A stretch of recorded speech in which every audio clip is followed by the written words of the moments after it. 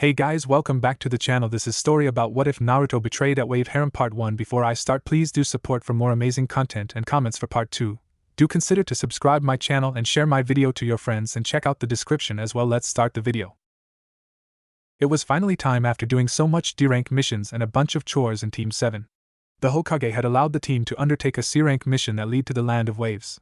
Their client Tazuna, a drunken bridge builder, was the man they needed to protect once they reached there. Only to find out that they got ambushed by a pair of Rouge ninjas who were using a jutsu to hide inside puddles. After taking care of both of them thanks to the help of Kakashi and Sasuke along with Naruto, who stabbed a kunai into the wound in order to get the poison out of him, Kakashi then informed them that they would continue on with the mission. Of course, he was displeased with how Sakura or Sasuke showed no concern for the blonde ninja. Before they could reach the boat, Kakashi brought Naruto over behind a tree to help heal the wound as much as he could by using a very low-level fire jutsu to seal the wound on his hand. After that was done and more bickering and arguments between Naruto and Sasuke, with the pink banshee filling in spots and shooting down Naruto, saying how he will never compare to Sasuke in any way possible. This wounded Naruto a lot, but not to an unbearable degree though, since he knows that Sakura is only kidding and that she was blind by being infatuated by Sasuke's coolness. Couple hours have gone by with Team 7 working with their guide Tazuna, finally arriving towards the village after a brief encounter with Zabuza, an A-rank missing ninja which proved to be very powerful and strong even with Kakashi as their sensei. But thanks to the teamwork with Naruto and Sasuke, they managed to free their sensei from the terrible water entrapment jutsu that traps the enemy inside of a water-filled bubble that is used to drown and capture their prey until they pass out or become dead. Once they got to the house, Naruto went and asked Kakashi if they needed some backup after hearing that Zabuza somehow managed to escape by using a replacement jutsu with a water clone. Liking the idea from Naruto, he then asked the boy to send a messenger bird towards the Hokage with a written scroll he had planned before even taking the mission. Naruto, taking a quick peek at the message and saw the team Kakashi wanted to come to help was none other than Team Miyakuno, a team name that Ino made up for her team that consisted of Haku herself and their squad leader Miya, Hyuga, Haku's adoptive mother that found her roaming around after the bloodline purge. So smiling to himself and hopping up one of the tallest trees with the bird resting on his shoulder. With a careful grasp on the bird leg, he managed to tie the small message and send the bird flying towards the blue skies and back to Konoha. Now, with all teams together and getting all prepared to fight Zabuza, a terrible argument picked up once again with Team 7 along with Team Miyakuno, all spectators of the outcome. "And I keep telling you, Sasuke, that I am better than you are," Naruto shouted while slamming his fist into the wooden table, shaking the plates and cups that were on it. "Listen here, dope, you will never be better than me, nor will you ever get stronger than me. Because I am an Uchiha and an elite ninja," retorted Sasuke with his eyes leering at the orange-clad ninja who was waving his arms aimlessly. "Yeah, and I'm Naruto Uzumaki, who will kick your butt one day and become the strongest ninja ever," he shouted and then blinked at the laughter Sasuke was giving off. Why didn't this feel right, he thought to himself. This laughter was all too familiar. The same kind of laughter he always heard in the academy days. "Seriously, Naruto, what is an Uzumaki, you tell me?" Sasuke suddenly said, causing Naruto to blink in confusion, while Miya and Kakashi, who were helping Tsunami out in the kitchen, lowered their eyes halfway, listening in on the conversation. "Haven't you noticed, Naruto, that there aren't any left? How are you so strong in your pathetic excuse for a ninja if there aren't any left?"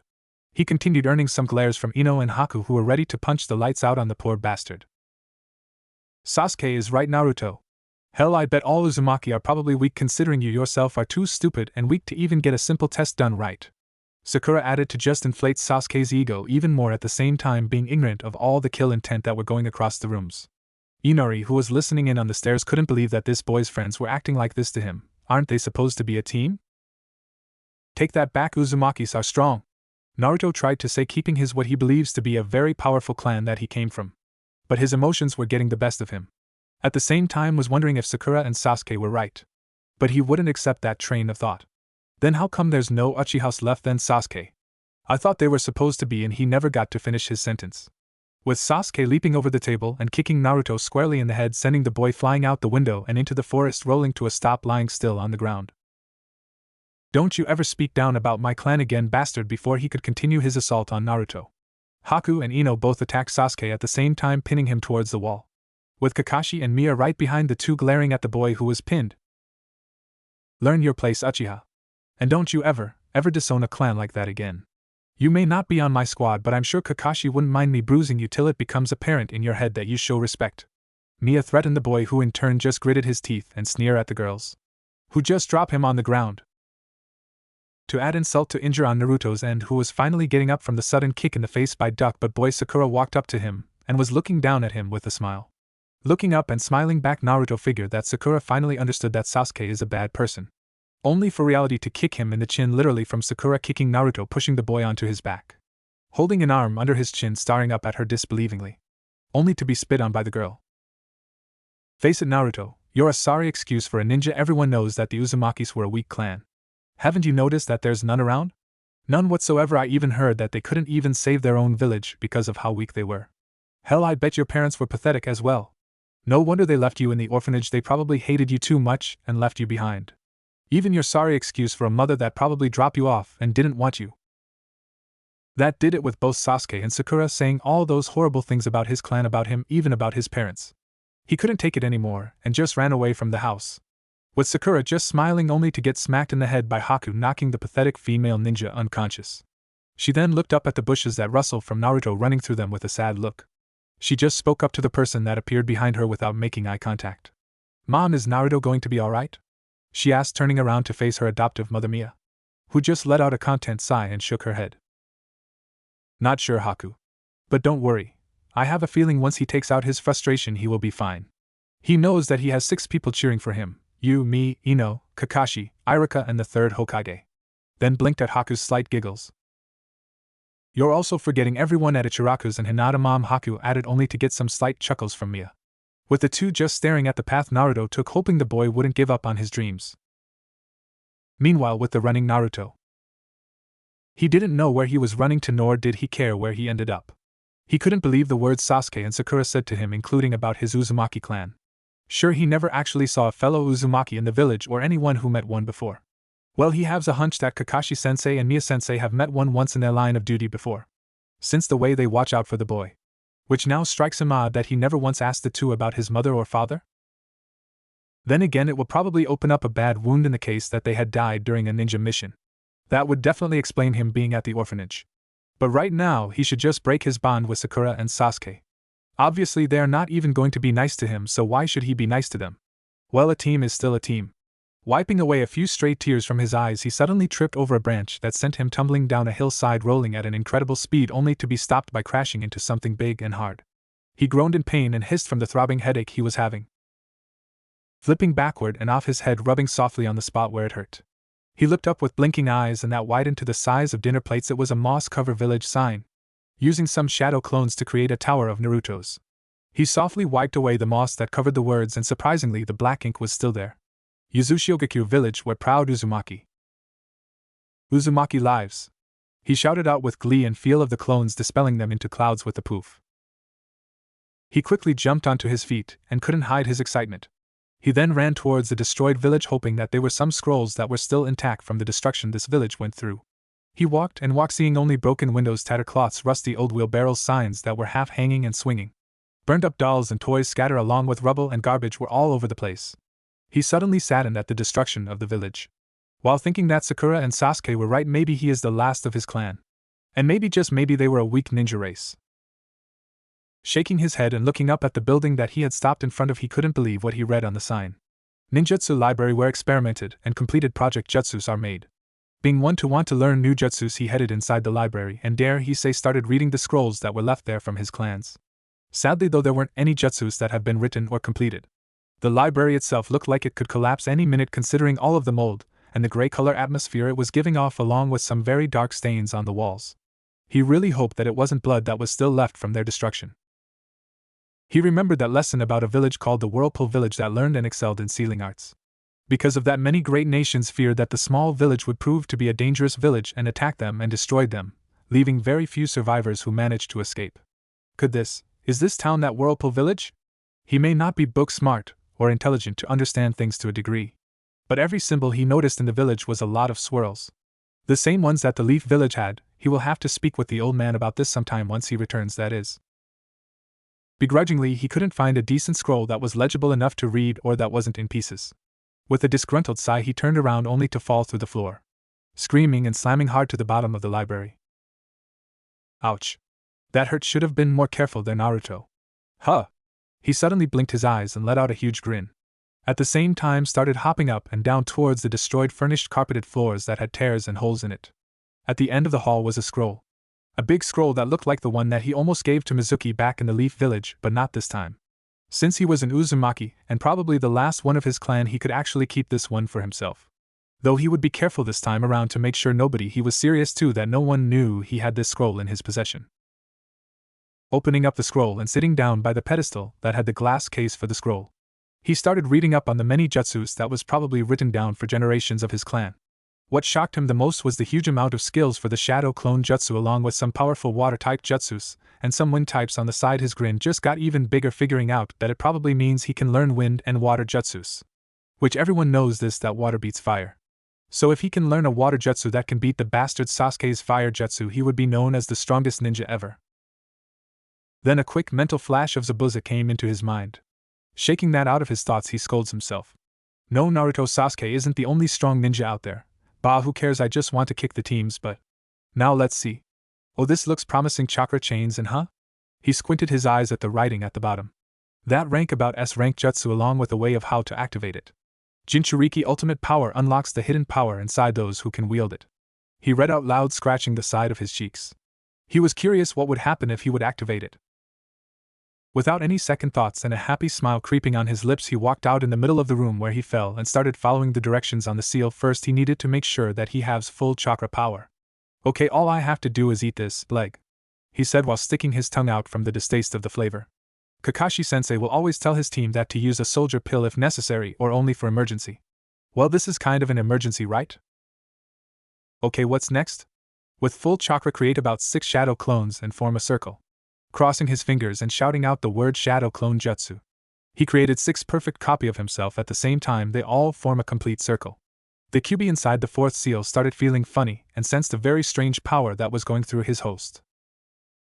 Okay, next use these hand seals with each shadow clone, while the user channels chakra through his body. So he did as instructed. The first shadow clone did the seals of snake, monkey, and horse. After his clone did that, he suddenly felt a rush of chakra entering his body, soothing out any aches or pains, replacing them with what felt like rushing flow of energy. The QB inside though was aching and writhing in pain from the sudden pull of his chakra being absorbed into what looked like the 4th ceiling was fully taking his chakra. The second clone did the next hand seals of dragon, bird, and rabbit. In turn, the flow of chakra was now continuing faster in Naruto, feeling that his body was adjusting and feeling comfortable by the flow, along with his muscles slightly increasing a bit but not too noticeable. The QB on the other hand was doing everything possible to fight back from whatever his host was doing, feeling the chakra inside his body being pulled and fading away from him. The 4 last clones did their hand seals after another, since the next instruction of the scroll suggests the user to have the last remaining 4 to all do it at once, combining a row of seals that are snake, tiger, dog, bird, boar, ox, rat, and sheep in turn order. 3rd clone snake, dog, and bird. 4th clone boar, ox, and sheep. 5th clone snake, tiger, and rat. 6th clone dragon, horse, and monkey. Secret art, beast absorption jutsu, he shouted. Then he screamed in sudden pain from all the flowing chakra that he felt earlier was not coming from his clones. It was coming within him, hearing also a second screaming voice cussing out to the boy. You bastard, what have you done? Was that an Uzumaki sealing art you just used? The screaming voice shouted out to the boy, at the same time slowly disappearing and fading out of existence. The shadow clones all started to poof away from the powerful flow of chakra going inside of him, making a huge cloud of smoke covering the entire area he was in, and then everything went black for Naruto. At the same time, felt the floor beneath him on his face. Once the smoke cleared, all you could see was Naruto sprawl out on the floor with a chakra outline glowing around him and dim from view. The next morning, Naruto woke up with a start, and sweat going down his forehead. He had a weird dream that he met his ancestors and the Uzumaki clan, all of them telling him that they were proud of him and wished him good luck, along with a woman who had long beautiful red hair hugging him close to her, saying that she will always be watching him from above and that she was very proud of him being her son. The next dream was that he was changing into what would be a fox version of himself, with the villagers wanting to kill him only to stop, and started hugging the poor boy nearly to death with words of kawaii and how cute he was. At the same time, 3 girls saved his life from the hugging mob only to get covered with kisses. Boy, that is the last time I ever eat bad ramen, he said to himself. Then sudden realization hit him, he had overslept.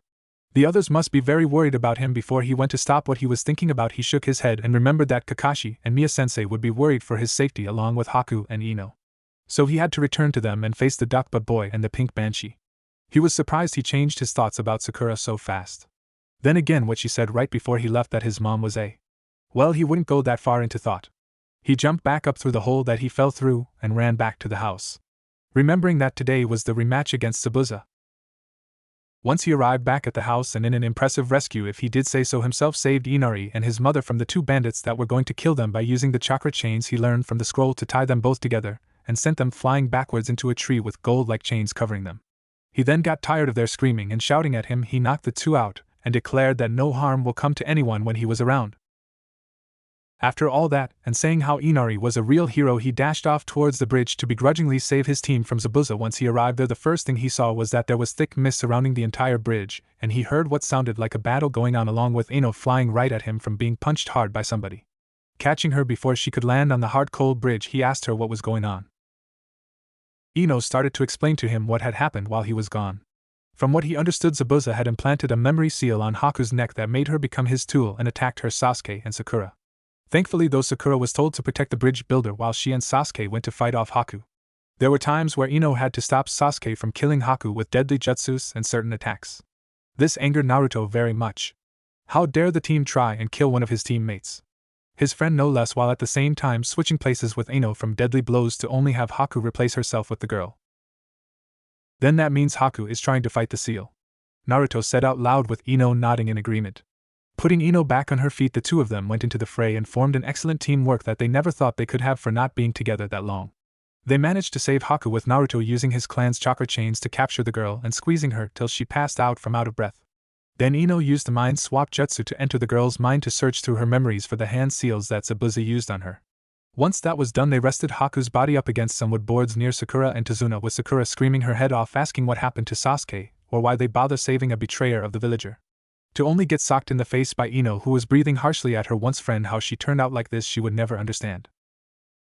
Actually, Ino, what did happen to Sasuke?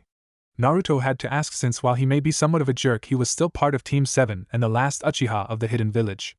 Ino explained to him that Haku did this weird jutsu called Demon Ice Mirrors / Crystal Ice Mirrors while pointing towards all the senbons that covered her body, telling Naruto to not grab them yet, which had the boy wondering why she didn't want help, only to find out that her right arm was numb from some of the senbons hitting her pressure points, the same ones that Sasuke was covered in. The battle was long, hard, and at the same time tear-jerking. Zabuza, on his dying wish, apologized to Haku, explaining to her everything he did with her before placing a memory seal on her neck. The reason he did that is so that it would protect her from anyone who would want her bloodline or asked her where she lived. Then explained how to take care of herself and make sure to watch over her adoptive mother. After all that was done and over with, at the same time the villagers came to their rescue from Gato's remaining goons. The mission was a complete success, and the city was purged from Gato's wrath.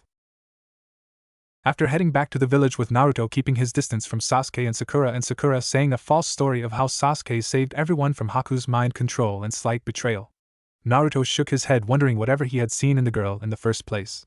Hell, Hinata is a lot nicer than Sakura and didn't always punch me or hit me, He suddenly hummed out and stopped, with Haku standing in front of him smiling towards the confused boy and then placing a small kiss on his forehead. Thank you, Naruto. I heard from Ino that you stopped me with a powerful jutsu, and for that I am grateful for you coming back to aid us, she announced, and ran back with Ino, leaving the blushing boy to stand there and then grinning like a fool while seeing Nia-sensei smiling towards the boy, at the same time whispering out a thank you to the blonde. Little did Naruto know Haku kept giving quick glances at the boy with a big blush on her face. At the same time, Naruto felt like he gotten stronger faster than he once was before. With the village in view, a whole another challenge awaits him. At the same time, changes will be made. Yawn boy, that sure was an interesting dream. Naruto yawned out and pulled the blankets off him. He rubbed his eyes to get rid of any tiredness, seeing the apartment that he is living in. It was a gift to him from the third Hokage for Naruto to live in ever since he had been kicked out of the orphanage at the age of 8. But he doesn't care much of what happened to him in the past now, knowing the hidden reason behind them kicking him out was because of the 9-tailed fox sealed inside of him. As for the dream he had, well, it got a lot weirder, and apparently it had to involve today. Okay, first what happened, it was him and the villagers all looking at him with what seemed to be hatred mixed in with he looks cute in a way. Then after that it showed him beating Sasuke's fire jutsu with one of his own water jutsus. Boy, that would be awesome, he thought. After that it then showed him and Hinata spending the rest of the day at Ichiraku's ramen shop. With the girl giggling and smiling towards him, she looked beautiful with that kind of smile, along with her reaching for something above his head. Shaking himself out of the sleep phase, he noticed that his bangs were hanging awfully low to his eyes. Maybe his hair has grown out. That, or he never realized that his hair was this long after taking off the ninja headband. Slapping the side of his cheeks, grinning like a fool, he got up from his bed and prepared breakfast while also pulling out the Uzumaki scroll from under his bed and once again opened it up to see what kind of jutsu he will learn today. He decided not to learn any S-rank jutsus considering the secret art, beast absorption jutsu, knocked him out cold and left him there at the ruined site for an entire day. So for now he will go with C-rank jutsu, and surprisingly he found one that looks very promising. Water style, bubble bomb jutsu. He hummed out in thought, reading over the instructions for how to activate the jutsu. The user must concentrate his chakra through both his hands as they clasp together. While doing this, the caster must then separate his hands apart and form a bubble. To get a good idea of how a bubble feels, they must think of them as clay. After the bubble is formed and between the caster's hands, they must thrust their arms forward and the bubble will explode into a powerful gush of icy cold water, making it feel like knives. He read out loud and started rubbing the back of his left ear with one eye closed softly. He could have sworn he just felt fur. Probably just my hair getting in the way. Now let's try this baby out, he exclaimed, after getting things all clean up and organized so nothing will get soaked by the jutsu he is about to learn. Over the next few hours after finishing his breakfast, he tried and did everything that he could to get the jutsu to work, but nothing happened. He tried it with shadow clones only for the clones to fall apart into a puddle of water. He didn't know he could make water clone? He read over the instructions once more to make sure he is doing it right, only to find out that this jutsu can only be used by the original. Shadow clones will just burst into nothing but water.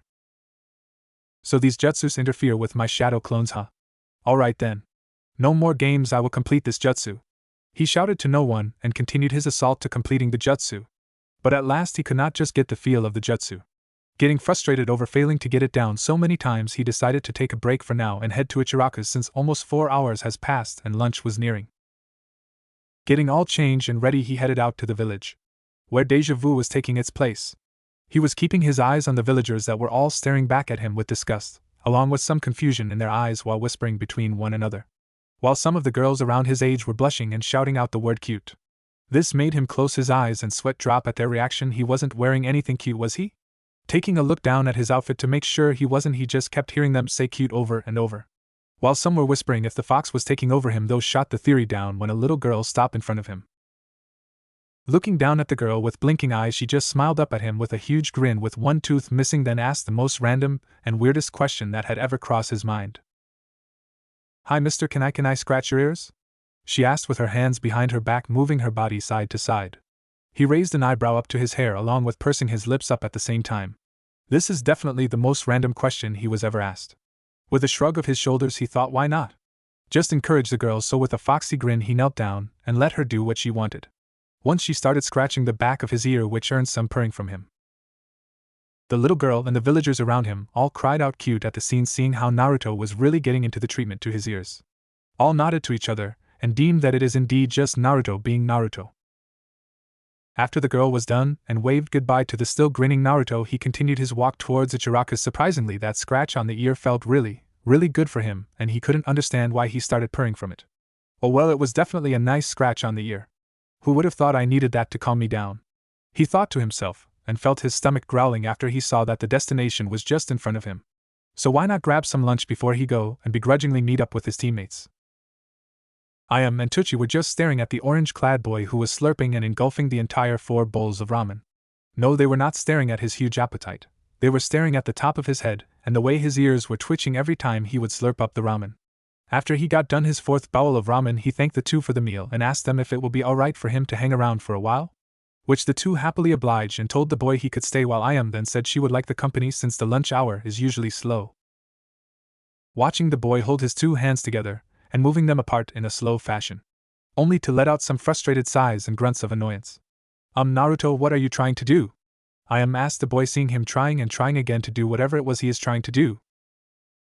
"Well, you see, Ayam-chan, I'm trying to get this jutsu to perform correctly.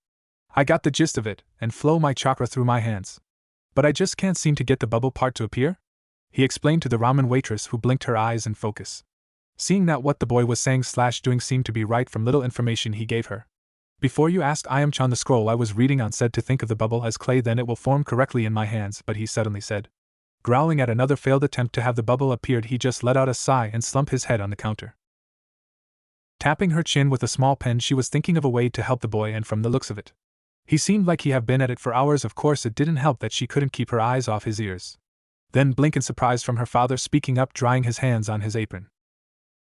Naruto, you said that scroll wanted you to think the bubble like clay, correct? He asked the blonde ninja, who nodded his head on the counter along with I am tilting her head towards her father. He then just let out a few chuckles and motioned for Naruto to come behind the counter.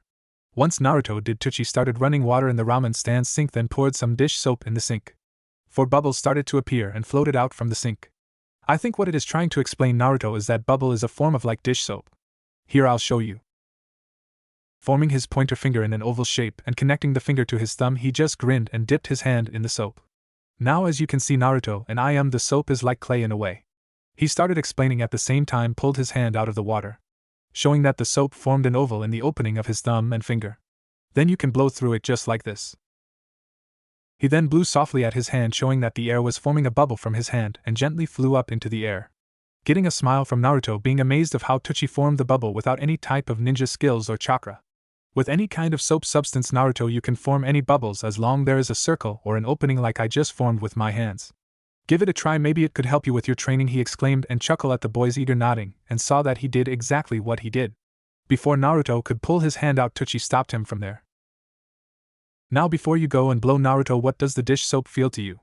He asked while crossing his arms, grinning at the young ninja, who looked at his hands with a quizzical gaze and widened his eyes with glee.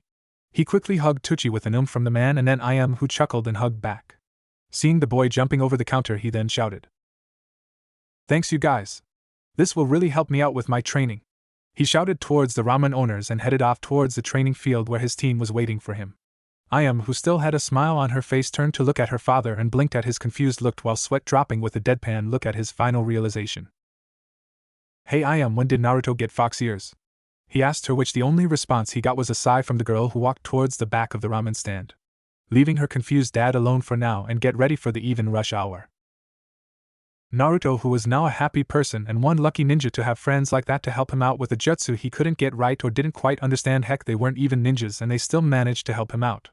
Then again, I am and Tsuchi are great at what they do. It wouldn't be a surprise if they knew how bubbles work, he commented while just happily walking through the training grounds to where he was to meet up with his team. Though a little bit later than he usually arrives at, he went back to his house and looked through the jutsu once more, remembering the caution note that was writing underneath it. This jutsu can somewhat be dangerous for the user. Even it is a C-rank jutsu, there is 2 ways of activating it. 1. The user uses his/her own sweat to create the bubble, causing dehydration for the caster. 2. Being surrounded by body of water, which the user can then manipulate the water flow and make it as his own. "What you blabbering about, loser?" Sasuke said with a sneer, seeing the blonde ninja just talking to himself, and no one that were around him. Naruto just glared at the boy and lowered his arms down to his sides and retorted back at him, "None of your business, duck butt." He chuckled at the end, seeing Sasuke raising an eyebrow from the nickname, then growled out at Naruto, only for Sakura to save him the trouble. "Naruto, you treat Sasuke-kun with more respect," she screamed out, ready to punch the poor boy into oblivion, only to have Naruto to jump to the side, avoiding the wallop that was waiting for him. He then just tripped Sakura over her legs, causing the pink banshee to cry out and land on her behind. "Listen, Sakura, I would love to hear your hellish voice of death, but I don't think Kakashi-sensei would not like it for his team to argue right now," he explained half-heartedly to the leering girl, who got up from her sitting position and turned towards a tree to see that Naruto was right. Kakashi-sensei was upon them, and actually then both she and Naruto shouted at once, "You're actually on time."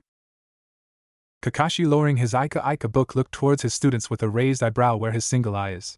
Then looked up and thought, well, actually there were some important matters that I needed to discuss with you three. But seeing how Naruto properly learned a jutsu on his free time, why not test it out, shall we? He asked with a nice smile. Pushing himself off from the tree bark, he started approaching the orange-wearing ninja, who was bashfully rubbing the back of his head. When did Naruto start wearing fox ears? Oh well, he's probably just being his usual self. Though I have to say it fits him quite well, Kakashi thought to himself, stopping a distance from the boy. Still holding on to that smile of his surprise that neither Sakura nor Sasuke said anything about his ears. Are they that willingly not going to be friends with the boy? Hey Kakashi-sensei, isn't it the student's job to inform his sensei of any outside jutsu training? Sakura asked, leering towards Naruto, at the same time causing him to flinch from the looks he was getting. Naruto honestly didn't know he needed to inform Kakashi about anything relating to jutsu training. He was told by Mia-sensei that if you're working on a jutsu that you alone don't want anyone to find out, then both the sensei and student must come to an agreement and respect each other's wishes. Thanks a lot, Sakura. I really wanted to surprise everyone with this jutsu. But knew you have to go and open that mouth of yours. Naruto thought to himself, seeing how Kakashi was started to consider about that notion from Sakura. That is true, but it is also true that a ninja must always keep his or her own little closet secrets, Sakura. You might never know what they are hiding, he explained with a dark tone to his voice. Okay? Then his face changed to being that I smile again, making the girl's eyes go into saucers, and nodded her shaking head. Whatever. The loser is a loser no matter what jutsu he learns or master over the years. There's still nothing compared to an Uchiha. Sasuke responded by getting into a battle position, figuring that Kakashi would want someone to test out Naruto's new jutsu ability. Sighing in annoyance, Kakashi just shrugged his arms and decided to let the boys let their anger out for now. He was curious about what jutsu Naruto had learned as well, since none of the shops or villagers treat the boy with any respect or treat him like a human he is. Alright then, Naruto and Sasuke, he asked the two boys by facing at their direction. You both will use jutsus, alright? Naruto, you use that jutsu you were talking about earlier. If you perform it correctly, and it somehow overcomes Sasuke's jutsu, I'll let you continue training on it by yourself. He explained to the boy, who grinned happily and then blinked his eyes from the next thing Kakashi said. But if you can't control the jutsu, you will have to stop training it if I see if it's too dangerous for both the team and you. Now understanding why Kakashi-sensei was being worried about this jutsu now made sense. It may be a C-rank jutsu that he read in the scroll, but any type of jutsu in a ninja's arsenal can be deadly to anybody and anything surrounding the user, including their teammates. Alright, now go! Shouted Kakashi. Fire style, fireball jutsu. Sasuke cried out by leaping up into the air and forming hand seals quicker than the eye could see. He brought his finger near his mouth and inhaled a lot of air into his lungs at the same time, blowing long and hard, creating a massive fireball jutsu that is easily a C-rank jutsu, but with a lot of force was used in it. Shit, is Sasuke actually going to harm Naruto? I'd better think of something and fast in case Naruto won't be able to counter it with his jutsu. Kakashi thought to himself, silently making some hand seals behind his back, just watching the outcome of the battle that is taking place. Alright Sasuke, you are so amazing and powerful! Screamed Sakura, which Naruto's ears twitched a bit from the sense of danger coming his way. Grinning out his fox-like smile, he quickly started forming the hand seal of rat, horse, bird, and rabbit. Water style, bubble bomb jutsu! Shouted Naruto, causing Kakashi to widen his eyes in shock and letting go of his hand seal that would have interrupted Sasuke fire jutsu. Then watched Naruto pull back his hands to his left side, charging and flowing all the chakra around him into his hands that were glowing with a blue aura to show his chakra. Then after he was done with the flow of chakra, he started separating his hands apart, while in between them was a blue bubble forming with slight ripple here and there to show that there is hardly any control behind the jutsu, but still functional to be used. The fireball jutsu was suddenly getting closer and closer to Naruto. Shaking out of his dazed state, Kakashi decided that he saw enough and planned to get Naruto out of there before any damage could be done. Before he could move, Naruto thrust his hands forward and shoot out a powerful gush of water that erupted from the bubble itself, causing the poor boy to go flying backwards and slam up against a tree. At that moment, the powerful gush of water broke through the fireball jutsu and caused everyone's jaws to hit the ground. At the same time, Sasuke went flying backwards and landed hard on the ground with a loud thud, causing Sakura to scream and run towards Sasuke. You baka!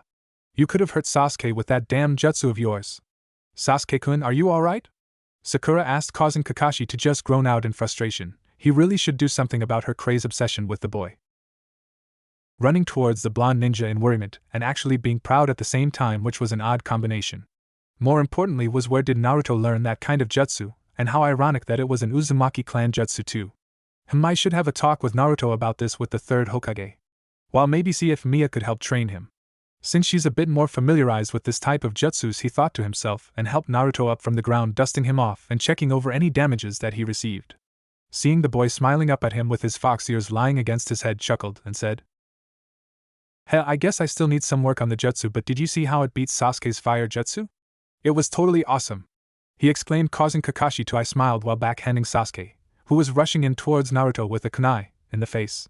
Forgetting that Kakashi was right there helping the boy out, he looked towards the downed Sasuke, who was holding his nose from the punch. Letting out a small sigh, he turned to Naruto. "Naruto, I think you better get going. I'll try and calm down Duck Butt and Banshee here for a while, okay? Oh, and good job with the jutsu. I hope you won't mind sharing how you obtain it with me, Mia and the third?" he asked with a sensei maturity, but also showing some concern behind his voice. Bashfully looking down and kicking the dirt a bit, he nodded and also agrees with Kakashi-sensei. He originally was going to ask them about the Uzumaki scroll that he found and hopefully learn about his heritage and more about the Uzumakis. After everything that happened with his teammates, and winning against Sasuke's fireball jutsu with his bubble bomb jutsu. He felt that his day couldn't get any more perfect than it was already. He just couldn't hold in his excitement, and started jumping and leaping over villagers shouting out to the world that he beat Sasuke's fireball jutsu with his own, along with the villagers screaming at him to "Shut up, demon," or "Dream on, demon." He didn't care what they said, no one, and he means no one, can bring his day down. Taking a huge leap into the air without watching where he was going, opened his eyes in panic from the person he crashed into, with blue eyes meeting lavender pale eyes. All you heard was an eep and a thud. Everything was dark for Naruto, wondering what the hell just happened. He then started feeling around with his hands, trying to understand where he was, and felt something soft and round. When there is something that is this soft and round, it's usually, oh shit.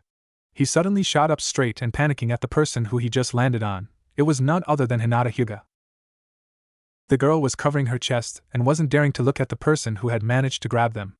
Hugging the brown overcoat tightly to her, she slowly opened one eye and blinked at the person who was stuttering and blabbering out an apology to her. It was Naruto-kun.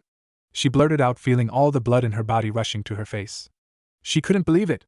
The last person she expected to meet this late in the evening. That and Naruto-kun touched my wait?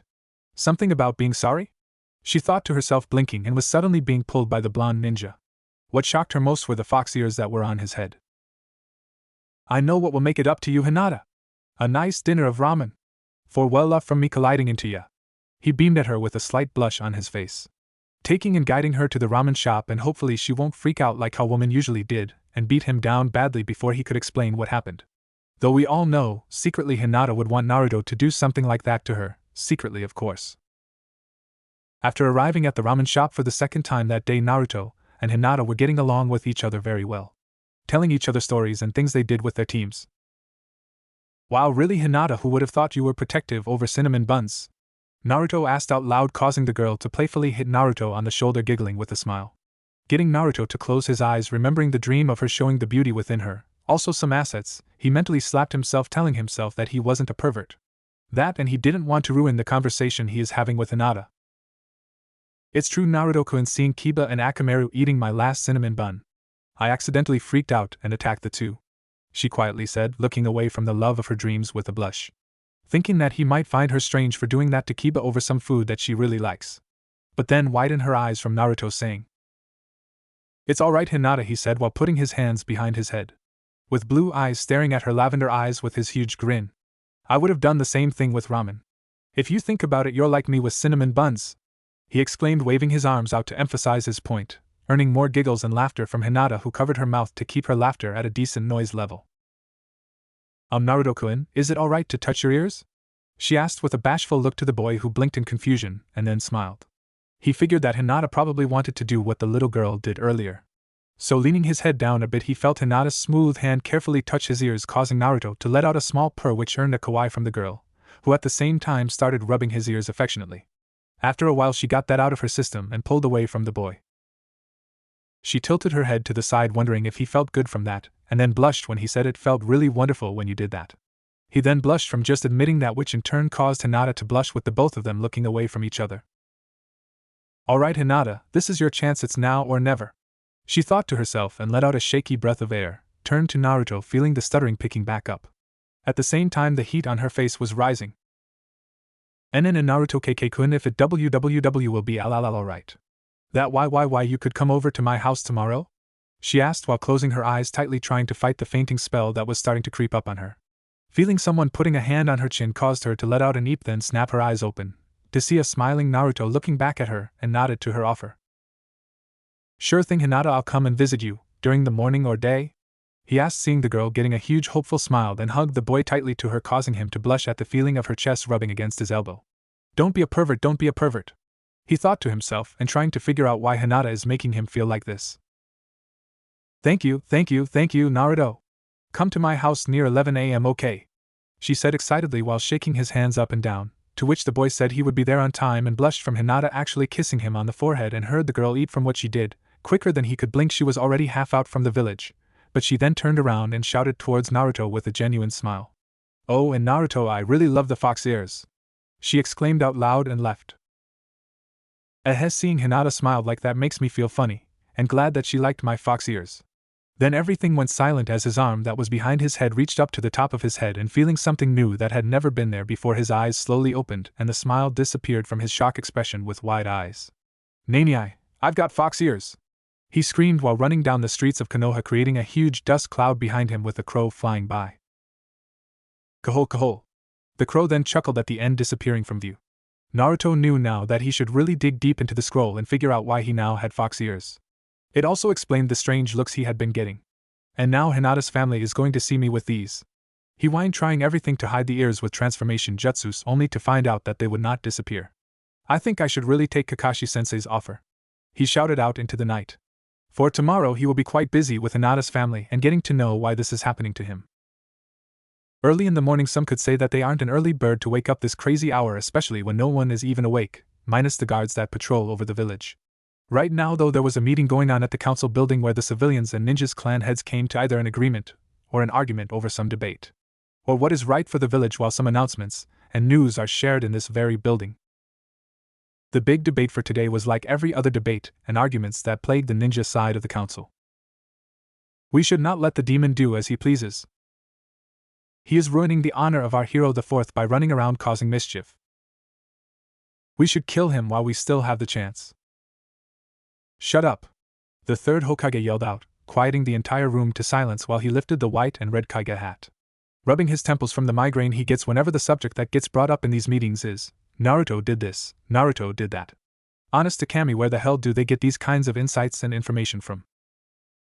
For the sake of all that is holy, the boy doesn't even enter anywhere near their town district, or anywhere near their houses. Then again, they probably purposely go out of their way to spy on the boy to come up with bad excuses and reasons of killing/getting rid of him. Before we continue on to why we are really here, are there any other questions or requests that do not involve Naruto in any shape, form, or presence? The third asked, leering out towards the civilian side of the council, seeing a few hands raised and a whole lot that weren't. "Alright then, what are your requests?" A pink-haired woman stood up, tapping some papers onto the desk in front of her, and cleared her throat. "Well, my type of request does involve Naruto in a way, Hokage, but nothing as this killing him or banishing him. But more concerned for his safety," she started to explain, seeing how Sarutobi was just absent-mindedly tapping his fingers together, unfazed for anything that Sakura's mother will inform him. Stretching out the shirt around her neck and breathed out, making sure to carefully time this right and make it not sound like that it is to prevent the demon bastard from improving his skills or banishing him from the village. "Well, it has come to my attention from what my daughter Sakura explained to me, that Naruto viciously attacked Sasuke during their time off using an unknown jutsu. She said, feeling proud that Naruto would get in trouble for harming the last Uchiha in the village, getting murmurs and whispers from the civilian council, along with the elders just shaking their heads at the performance, or at least at what she wanted to think."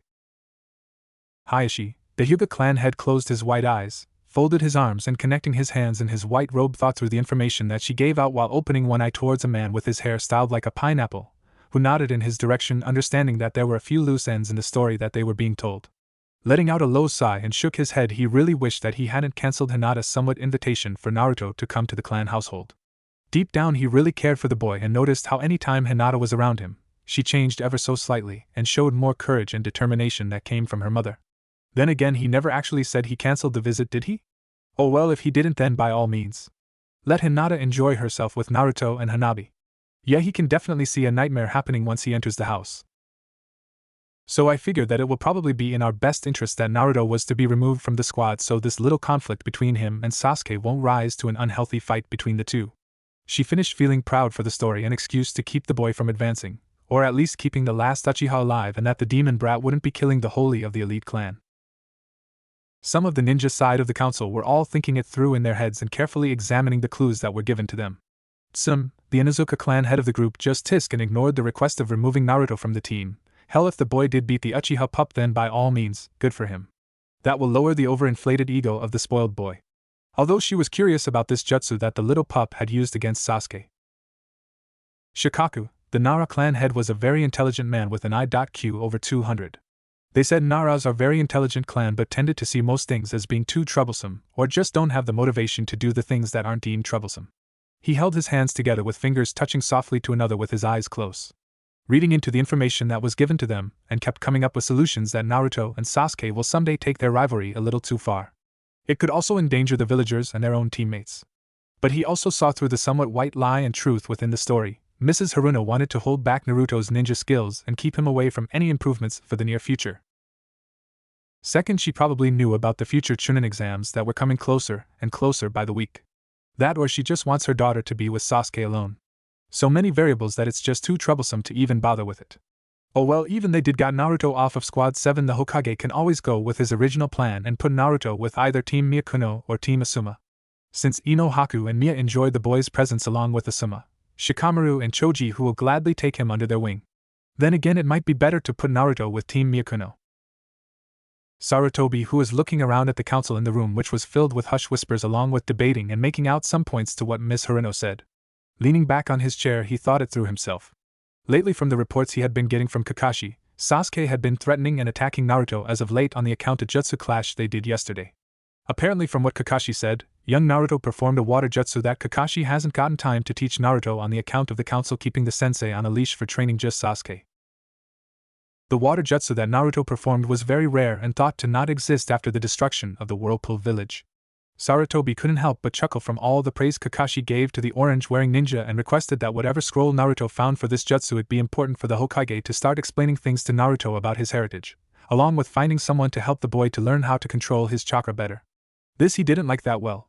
He kept the secret of Naruto's heritage and clan for over 12 years. There were so many times he wanted to tell the boy, but just could not tell him. Especially with whom his mother and father are and the enemies that will probably go after him once news of his heritage will be given out. Ahem, I'm sorry, did you say something, Koharu? Sarutobi asked to one of the elders while shaking his thoughts out of the problem. For now, he will probably tell Naruto after the Chunin exams is over. The old woman pursed her lips to the side a bit, knowing how once the Hokage goes into his train of thought, a very deep one mind you, it becomes a bit difficult to get him to respond. And since the matter at hand was Naruto, Sarutobi caring and love for the boy meant no bounds along with the village and Konohamaru. I was saying, Hokage, that half of the civilian side of the council is waiting for your decision on removing Naruto from Team 7, so this way Sasuke, Uchiha, and Sakura Haruno won't get harmed from any disputes the boy has with his teammates. She explained while leaning back in the chair a bit. If you asked me and Hamura, we believe that it could very well benefit for Naruto to leave Team 7 if this dispute, and I'm sure everyone here agrees, takes to a level where we have no control over the two boys from harming the others and villagers alike. She explained, getting some nods of approval and mixed feelings about the situation of said two boys. Sarutobi, looking at his old friends, saw a small knowing smirk on their faces in his direction. He couldn't help but sigh. Damn, they are good. I see what they did there. And they're right, if this fight between the two boys were to scale to that level, might be better to actually take Naruto off from the team and put him on a different squad to watch over him. Koharu, Hamura, you still got it after all these years, he thought, and chuckled to himself. Alright then, we all agree of Naruto being removed from Team 7, after the Chunin exams of course. So this way the boy will have at least a whole 2 months to stay with his teammates? He asked around the room. Seeing how pleased the civilians were while at the same time half of the ninja side was displeased about this agreement. Then it is done. Okay, speaking of Chunin exams, and know that if I was to forbid Naruto from entering the test, then how can he prove his worth to the village? That he isn't this demon that you all believe to be. He quickly added and raised his voice to shut up the civilian side that were all sweat drop and raised their hands defenselessly. Hey, the damn demon brat can go and get himself killed in the exams by all means, but if he does prove to be not the demon fox, then they have got a lot of apologizing to do. Now they just wanted to decapitate the boy's head and mount it on their walls. Once the explanation and proper events were being told about the upcoming Chunin exams along with the Kazekage of the Land of Winds that was also taking part of the event as well, since his children were going to compete in the exams that is taking place here in Konoha, while also getting some of the civilians to open up their vendors to everyone, that even included Naruto. He then warned them that if he were to find out that any mistreatment becomes or befalls on Naruto, they can go and kiss their business goodbye. Though we have to ask one more thing from you, Hokage, announced Mrs. Haruno, who had both hands under her chin in a thinking poise. Seeing Sarutobi nod in her direction, she took this as her cue to continue on what she was about to say. My daughter brought up a very interesting fact about Naruto having fox ears on his head. Now I know he is a prankster and all, since we all have been victims of said pranks. Which she just covered her forehead a bit more with her hair, seeing everyone nodding and agreeing that they have been targets of the boy's pranks. But this raised a lot of questions in the room, and that is mostly the fox ears. Have you heard anything about this? Or a jutsu that could make the boy have fox ears? Sarutobi, blinking his eyes from this new, odd information which seemed to follow Naruto a lot lately. This news about fox ears on the boy's head was definitely new to him. Actually, Kakashi wrote about it in his reports. Damn, he thought, how the hell did he miss that? I was probably informed but neglected to read about it.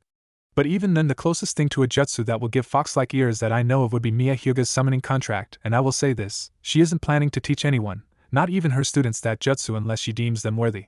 He explained, to which everyone started nodding their heads. Okay, just wanted to make sure, that's all, Mrs. Haruno announced. Once the meeting was over and everyone started to leave the room, Hayashi, who was about to go out through the doors, suddenly got called. If you can wait a moment, Hayashi, I wanted to discuss some things before you go, asked the Hokage, to which Hayashi couldn't help but smile, knowing that Sarutobi knew about Naruto visiting his house today from Hinata's invitation. Turning around, he faced the man who kept smiling to the Byakugan user. If there is anything at all that you need, Hokage, I will try and answer as much as possible. Hayashi spoke up while bowing down and back up to show respect to Sarutobi, who chuckled and waved off the formality he gave off. I heard that Naruto was invited by young Hinata yesterday? The response he got was a chuckle and a nodding Hyuga. I'll bet it took a lot out of Hinata to do that, huh?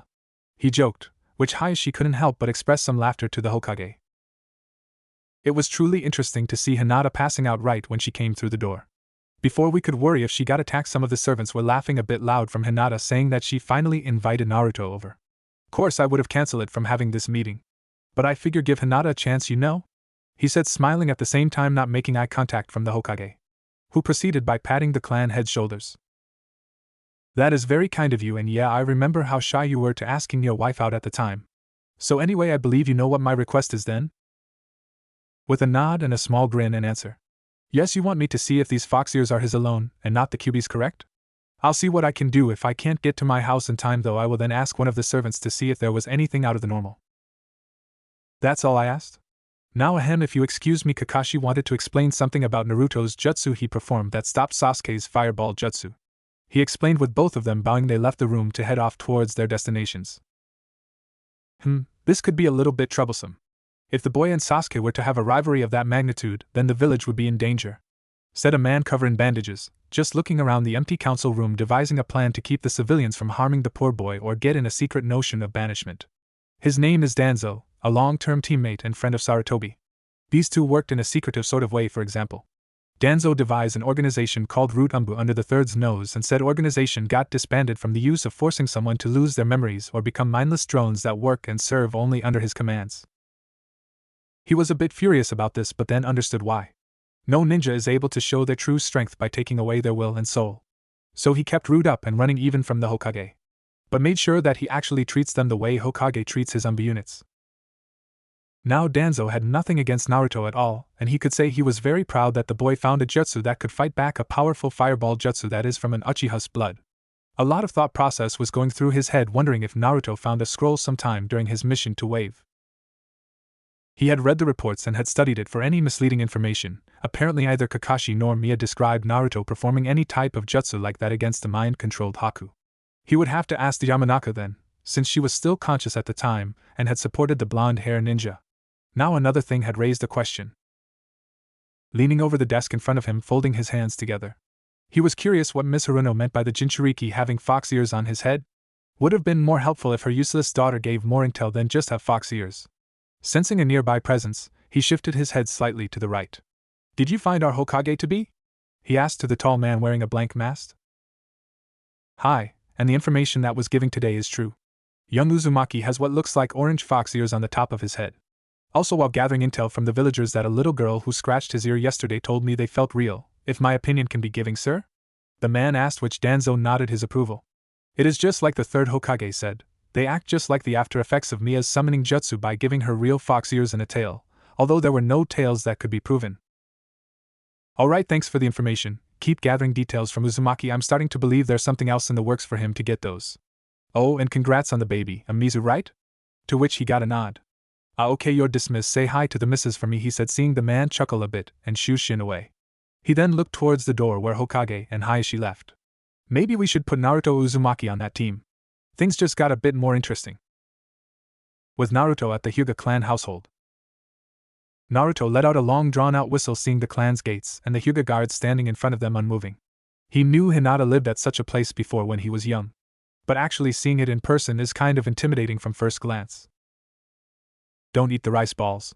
One of the Hyuga chuckled out when Naruto went to pass them, taking a glance at the Hyuga, who quickly looked away and back into that statue-like form. He just shrugged his shoulders and took the suggestion in mind while he entered the gates. He couldn't believe how beautiful it is on the inside, with pottery flowers lined up in sets of twos and in rows on each side of the walkway. Couple walks ahead he could see what looked like a koi fish pond with a small red wooden bridge that led to the main house door. The house itself looked like one of those Chinese mansions that he had read about in mangas and books at the book stands. Taking a deep breath and hoping that he doesn't look out of place, the fox ears on his head. He couldn't believe that nothing worked or that there were no jutsus that could hide them. He had stayed up half the night yesterday trying to figure out how the hell to get rid of them, only to fail and realize that jutsu he used and read up on said it was permanent, and that no henge will be able to hide the said jutsu effects. Oh well, at least Hinata liked them, he thought with a goofy grin. The scratching and rubbing she gave to his ears were very nice and affectionate. Don't eat the rice balls.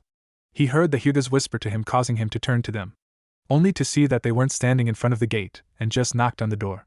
While said two Hyugas were holding in their chuckles, standing on guard duty was tiring sometimes, but ever since Naruto came by and had gotten tricked by some students in class, saying that Hinata was captured by the Hyugas at the same time informing him that she was a princess who was in need of rescuing. When the boy came up to the guards, they were surprised at the confidence he showed and announced to them that he will save Princess Hinata from the evil clutches of the Hyugas. The two guards just blinked and raised an eyebrow at the boy to only realize that it must be a game he was playing. Only at the end, after having a fake fight with the boy to enter, while actually succeeded in evading all of the Hyugas in the compound. Minus Hayashi, of course. Little Naruto somehow avoided the Byakugan eyes and managed to reach the Hyuga gates, only to get caught by little Niji, Hinata's cousin, who saw the boy enter the house and wanted to play along with the boy and said that he was hired to keep watch on Princess Hinata from outsiders. Boy, those were the days. They really wished the orange-clad ninja would visit more often. They had fun with the boy. How long you think it will take for something wrong to happen? Asked the second guard, who was trying his best to hold in his laughter. I say once Hanabi gets involved, that's when things will start to get hectic. The other replied, joining with his friend in trying to hold in their laughter. Knocking on the door and waiting for anyone to answer, Naruto started roaming his eyes around to check out the scenery, and remembered the good time he had here when he was tricked into thinking that Hyugas were evil, only to find out they are a very fun bunch to hang out with. Well, minus the elders and some who gave him that kill the demon look. But Hinata, her father, and half of the clan really enjoyed his presence, and said that he was fun to hang out with. Of course, he had only visited the one time and had kept his distance ever since he heard that Hinata was almost kidnapped by some ninjas, with some of the villagers blame him for her bad luck. He had gone to apologize to Hayashi a week later to find out the guy was confused about the apologies and just comforted the boy by saying that it wasn't his fault, and surprisingly, said that if it wasn't for his infiltration into the Hyuga house and having all the clan members alerted from his playful escapade, they wouldn't have been able to save Hinata if they weren't all alarmed that somebody could get past the all-seeing Byakugan, at the same time encouraging the boy to hang out with Hinata much as possible. Of course, that part was the hardest. Considering the teachers all resented me, maybe Hinata's dad might know of the scroll also. He thought to himself, adding more people to his very, very short list of who might know about the Uzumaki scroll. Hearing the door opening and a Hyuga woman looking down at the boy with confusion and tilt of her head, Naruto grinned up to her and smiled. Hi, is Hinata home? She wanted me to visit, and I think I am a little late. He explained bashfully, rubbing the back of his head to see the Hyuga woman said kawaii while she showed him inside. Not to fret, Uzumaki-san, you arrive a bit earlier than expected, so we have been waiting for you just in case. Hinata will be arriving soon to meet you. If you will excuse me, I have some duties to do. She explained and bowed to him and left, but not before saying, oh, and don't eat the rice balls. He was about to ask why, only to see that she was gone. He scratched the side of his cheeks with a raised eyebrow, chuckling nervously from all this talk about not eating the rice balls. He then heard some thumping of footsteps, then an eep from the left. He turned his attention to the right and slightly blushed. There's Hinata breathing a bit, and hanging off her knees her black long-sleeve top hung a bit, showing a small view of her cleave. He shook his head and started mentally slapping himself. He was not a pervert, he kept telling himself in his head over and over. But Hinata acting too cute like that, he can't keep his eyes away from her. Nah, Naruto-kun. You really came to visit? She happily said, shaking hands with the boy, who nodded and accepted the handshake. Of course, Hinata, I always keep my promises. Wow, so this is where you live, huh? It's been a while since I was here, he said, taking his shoes off before he went to step on the clean wooded floors. Hinata blushed and looked away, surprised. Naruto still remembered the day he pretended to rescue her from this house. Ano, you want a tour of the house? She asked nervously and then smiled. Seeing how eager the boy's head nodded before they went to take the tour, she was confused of why the fox ears were still there. Seeing the confused look on her face, he bashfully rubbed the back of his head.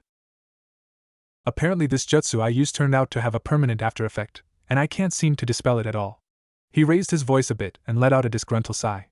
Only to hear Hinata giggle slightly, making him shift his eyes up to her lavender ones.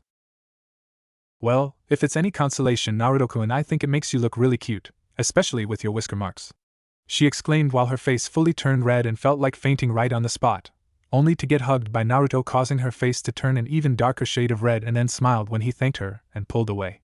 Alright, the tour. Well, come on, Naruto-kun. Wonder if you will remember most of the place? She asked, and wondered, with Naruto saying he will try his best to answer if he did or did not remember of the place. Walking side by side down through the halls with Hinata showing and explaining some of the places they went through as kids, only to be ignorant about a little girl who peeked out from behind the wall. To see her sister walking with a blonde boy in an orange jumpsuit that really showed itself with her sister's long-sleeved black shirt and pants that she wears when she was training by herself. So she decided to follow them and see what was up. After some time during the tour, Hinata and Naruto would joke and laugh with each other, saying how some of the things they ran into or accidentally made some messes with some loose paints and cleaning supply that Naruto tumble over and trip over, finding an escape route from the house, with Hinata trying her best to find some exits too, only for them to always end up at either her room, the garden, or her dad's study room. The two were having a good time with each other. Naruto was even surprised himself at how much he was enjoying the tour, since he wasn't one to be patient and more outgoing, was having a blast. Though he couldn't help but that they were being followed, so after the two made a turn, he stopped Hinata for a bit, surprising the girl by telling her that someone was following them. Taking a peek around the corner so that they wouldn't be spotted, Hinata let out a small giggle and explained to Naruto that the little Hyuga girl wearing a gray t-shirt and long gray pants was her sister Hanabi. Naruto had to grin at the curious girl who was following them, probably wondering who her older sister's friend was and why he was here. Was the thoughts that were going through the little girl's head, since it was unheard of for an outsider to visit the Hyuga household. Hearing their stomachs growling, Hinata decided that they should go ahead and eat lunch, while the meantime told Naruto that if Hanabi came by to get along with her. With a playful salute to his purple-haired tour guide, he jokingly said, causing Hinata to earn some more smiles and lead them towards the dining hall with Hanabi right behind them. Now here he was sitting Indian style at the small table he was told by Hinata to wait patiently at for her to get the food ready, and from the scents he smelled he could tell she was making ramen for him and cinnamon buns for herself. He couldn't help but rubbed his ears in bashfulness. Hinata is doing all this for me. I know I'm a guest, but she shouldn't go through all this trouble for me. I know. Maybe if Kurenai-sensei allows it, I could ask if Hinata wants to train with me tomorrow. Now, should I try and teach her some of the Uzumaki jutsu? He thought to himself and crossed his arms, tilting his head left and right, thinking and complimenting if he should teach one or not. Why not, he thought, sooner or later he will have to teach someone the clan jutsu sometime in the future. He heard a small squeak of cute coming from the halls and knew who exactly it was. Leaning to the side a bit, he saw Hanabi quickly hiding behind the sliding door, afraid that she got caught from the boy. It's alright, Hanabi, you can come out. I know you're there, Hinata told me about ya. The boy called out to the young girl, who slowly peeked her head from the door and decided to walk in with the Hyuga manner, her pale eyes staring at the boy who was just grinning towards the young girl. Hi there, my name is Uzumaki Naruto, he announced, holding his hand out for a handshake, which the girl grinned a bit and accepted the offer. Greetings, Naruto-san. I wasn't aware that you would be visiting. I would have dressed more properly for the occasion, she informed while sitting down across from him, staring at his ears, all the while wondering and curious if they were real or not. Yeah, they're real. Damn jutsu backfire on me, he said truthfully, which Hanabi moved her head up in understanding. She read up on the subject before and felt a little scared of what would happen if a jutsu would backfire. So Hanabi, what are you into these days? He asked with a sincere smile, causing the girl to blink a bit and let out a small blush by looking down. Nobody ever asked her that question. To be perfectly honest, she didn't know how to reply. I'm into, well, bird watching. She blushed, feeling ashamed for such a hobby that she got into. Then blinked at Naruto for still holding that smile of his. Cool, sort of like Shikamaru with his cloud watching, though yours sounds more entertaining than watching clouds, he joked while said boy in question sneezed. Meanwhile, with said boy looking around him, only seeing that Choji was next to him eating his chips, he then mumbled under his breath, what a drag. Back with Naruto and Hanabi at the dining room, Hanabi couldn't help but express more of her grin to Naruto. I see why Wani-chan likes the boy. He makes you feel happy by just being around him. He said the jutsu backfired on him, right? So maybe that means there's a way to cancel it out, she thought to herself, using her Byakugan eyes while staring at a confused Naruto who saw Hanabi using her clan's bloodline to see his, from what Hinata explained to him during the tour, chakra points that were inside of him and can see through anything. Which brought up a question. Hey Hanabi, I have a question, he asked to the girl who blinked in confusion. Yes, Naruto-san? The Byakugan can see everything, right? Yes, that what our eyes can do when using our Kekkei Gonkai. Why? Well, not to sound embarrassing, but does that also means that you can see through people's clothes?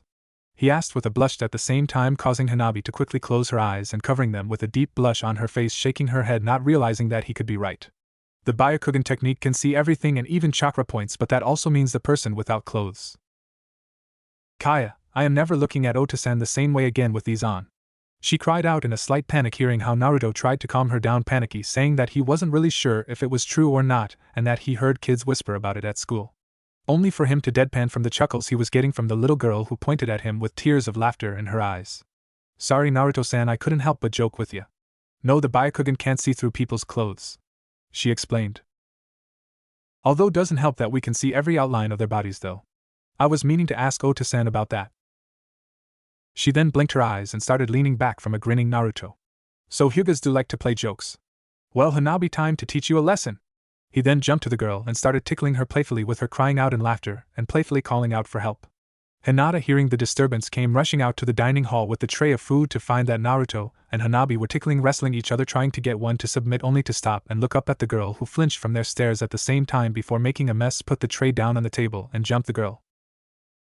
Joining the tickling fest, everyone was having a blast and couldn't stop from what they're doing, only to have Niji coming rushing in from the cries of playful helps and laughter, rushing and slamming the slider door open, froze in place at the same time, causing the three to stop in a very unpredicament position. Hinata laying on her back facing up towards Niji, Naruto on top of her where his hands were mere inches from her chest, with Hanabi on top across Naruto. Her pants moved a bit slightly, almost showing more than Niji wanted to think of. His eyebrows were twitching very profusely.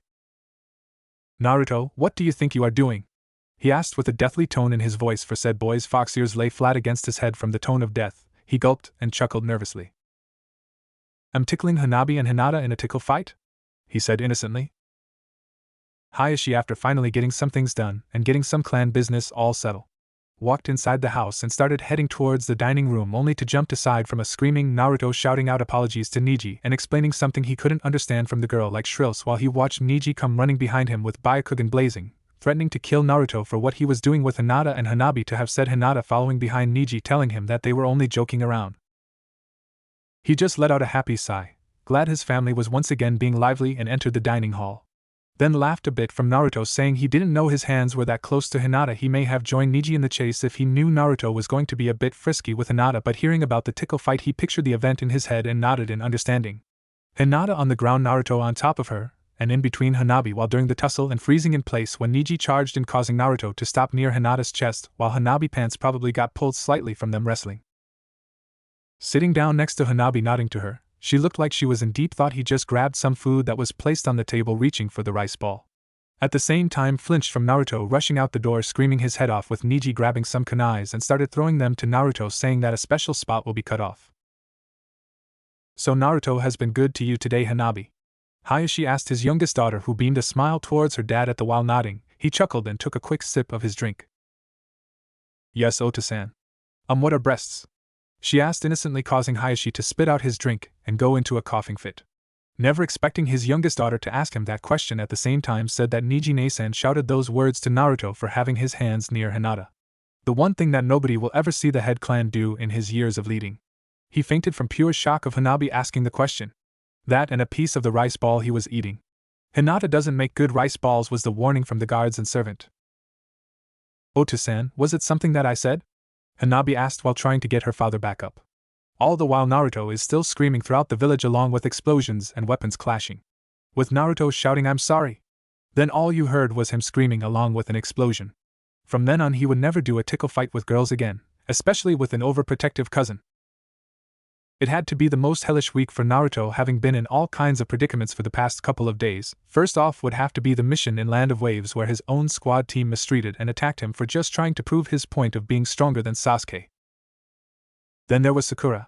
How she ever turned out like that he will never know, that, and it was a very low blow of her to spit on him and then kick him while he was still recovering from Sasuke's very powerful kick to the face. Never had he felt so powerless or useless. All he wanted to do at that point is to die right there and now after he ran away. But then he remembered all the faces that would be very sad if that were to happen to him. Hinata, Haku, Ino, Kiba, Shino, Shikamaru, Choji, Iruka-sensei, the third Hokage, Miya-sensei, And Kakashi-sensei, even the people at Ichiraku's would be devastated if the boy were to be /go Kia or MIA.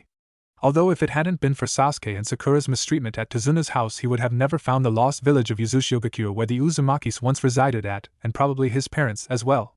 He even got luckier to being able to find the secret scroll of the Uzumaki clan's secret jutsu. Though he only schemes through a bit of the list and having trouble utilizing the bubble bomb jutsu. He could now see why Kakashi-sensei had told him that he should find someone who was specialized in that type of jutsu.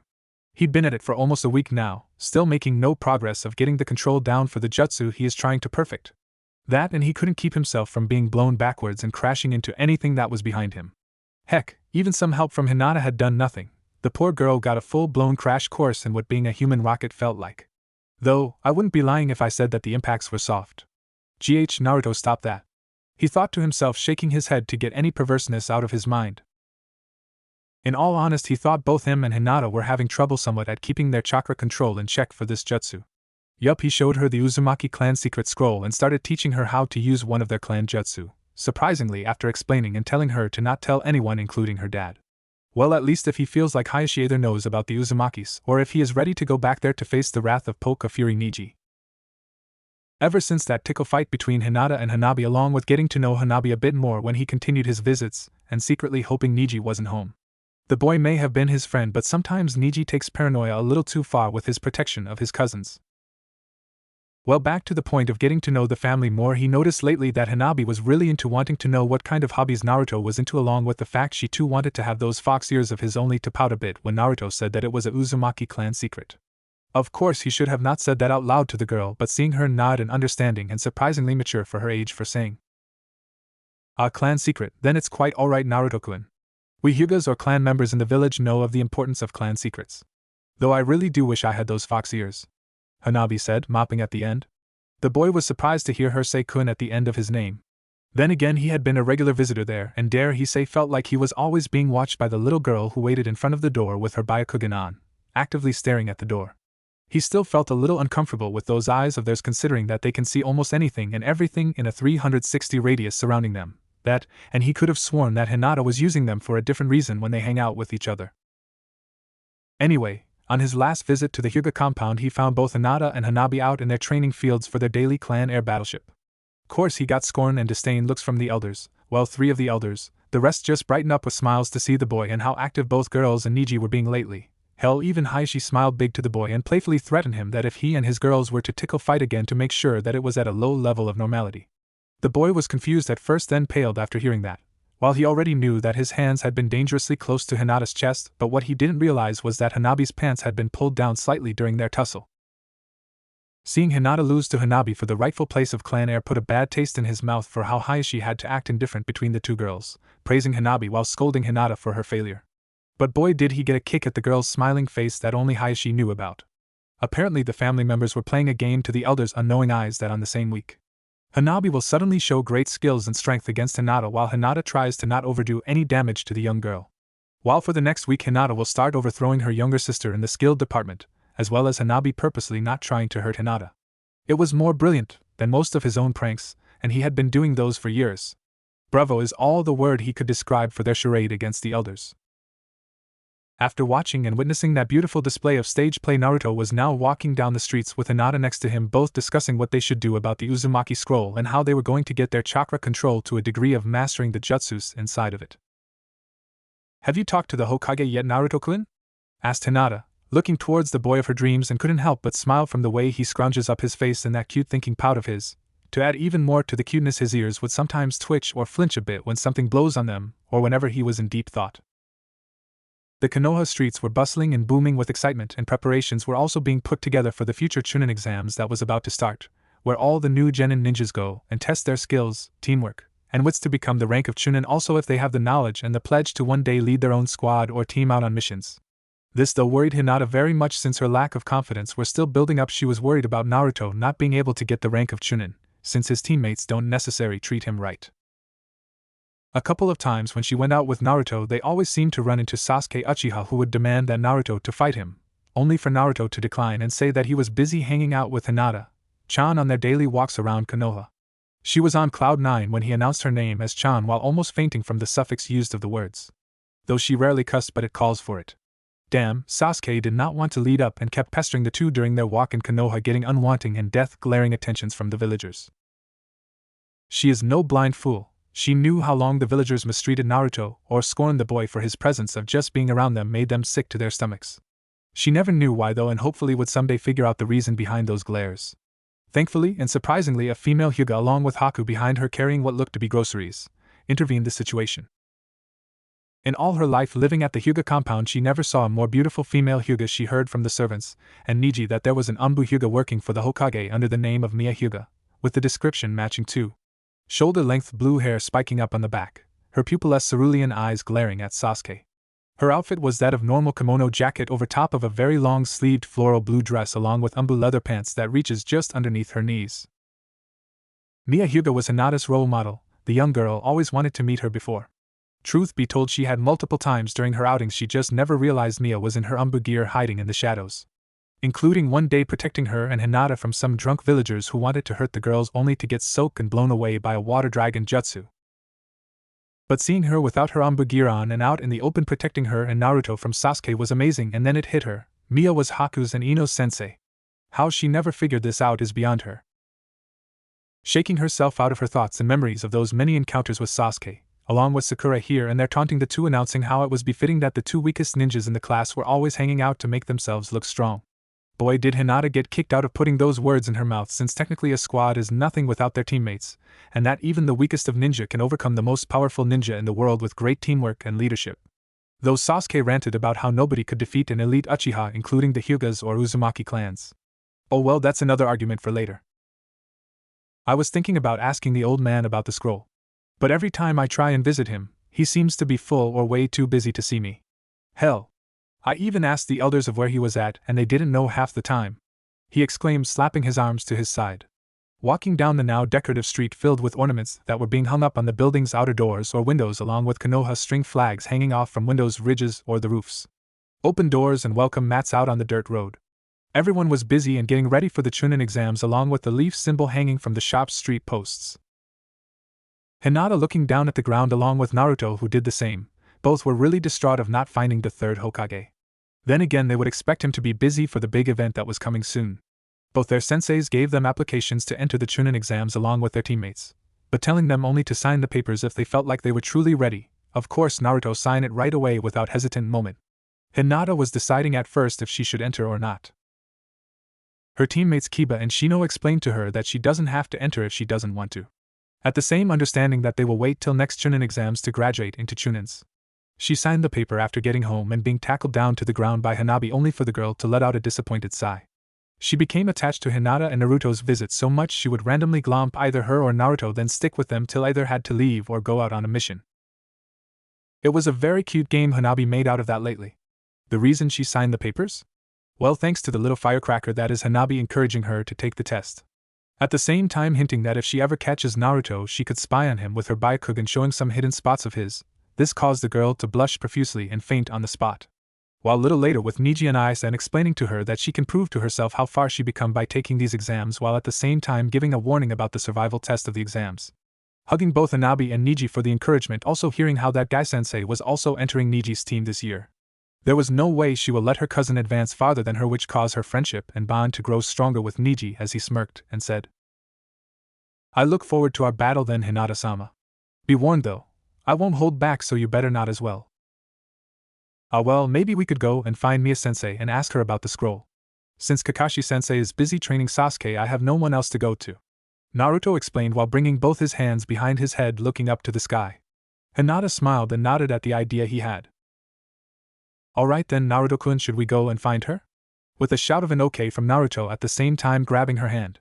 They set off to find the Hyuga-sensei and her students at the training fields that Mia told them to look for her at around 6 a.m. to 1 p.m. today. She explained to them that Haku and Ino both wanted to wake up early to get some extra training done before the exams started, and humbly invite the two to join them anytime. Or join Haku and Ino whenever she's not around. After some time looking for said training grounds, along with Naruto grabbing the Uzumaki scroll and tucking it away in his bag, they finally found the training ground that Team Miyukuno uses for. It was definitely a beautiful sight if you don't count the small destruction of craters here and there, along with shurikens, senbons, and kunais littered all over the place. The two teens let out a short whistle and couldn't believe how much this place was being used. They neglected to see the water dragon jutsu that crashed right in front of them, soaking and washing them away from the training fields. Naruto, Hinata! I am so sorry, I didn't see you guys there, shouted Mia in a very panicked tone once she reached the two teens. She had to let out a nervous chuckle of embarrassment from the glares she was getting from the two of them, along with a confused stare at Naruto's fox ears. I don't recall giving him my fox summoning contract? Nor the fact I doubt he even knows about it, she thought to herself. Once that little incident was over, everyone gathered together on the training field in a single file line of Hinata, Naruto, Haku, and Ino, all staring and waiting for Mia's verdict of the scroll that Naruto had handed to her after some reassurance from Hinata. He couldn't believe the reaction Mia-sensei had just from seeing the word Uzumaki. Heck, the way her hands trembled and slowly griped the scroll as if she didn't want it to break or fall apart, carefully opened it and started reading through the scroll. So Naruto, Hinata, how long have you two been hanging out? I see you two passing by the flower shop a lot lately, Ino asked while leaning forward with a sly grin on her face, causing Hinata to turn away and poke her two index fingers together, knowing the hint behind that grin. Naruto, facing towards Ino, smiled brightly, causing the girl to blush a bit, and once again he counted another kawaii from yet another girl. But it felt nice hearing it from Haku and Ino. Oh god no, the kawaii have sunken into my mind. Curse you permanent fox ears, why do you doom me so? But yet, it felt really good to hear it from those two. Arg, I have got to get rid of these ears before I become kawaii myself, he thought to himself, seeing that Haku started petting his ears to see if they were actually real or not, along with more kawaiis from the girls around him who beamed at him and turned back to look at Mia-sensei.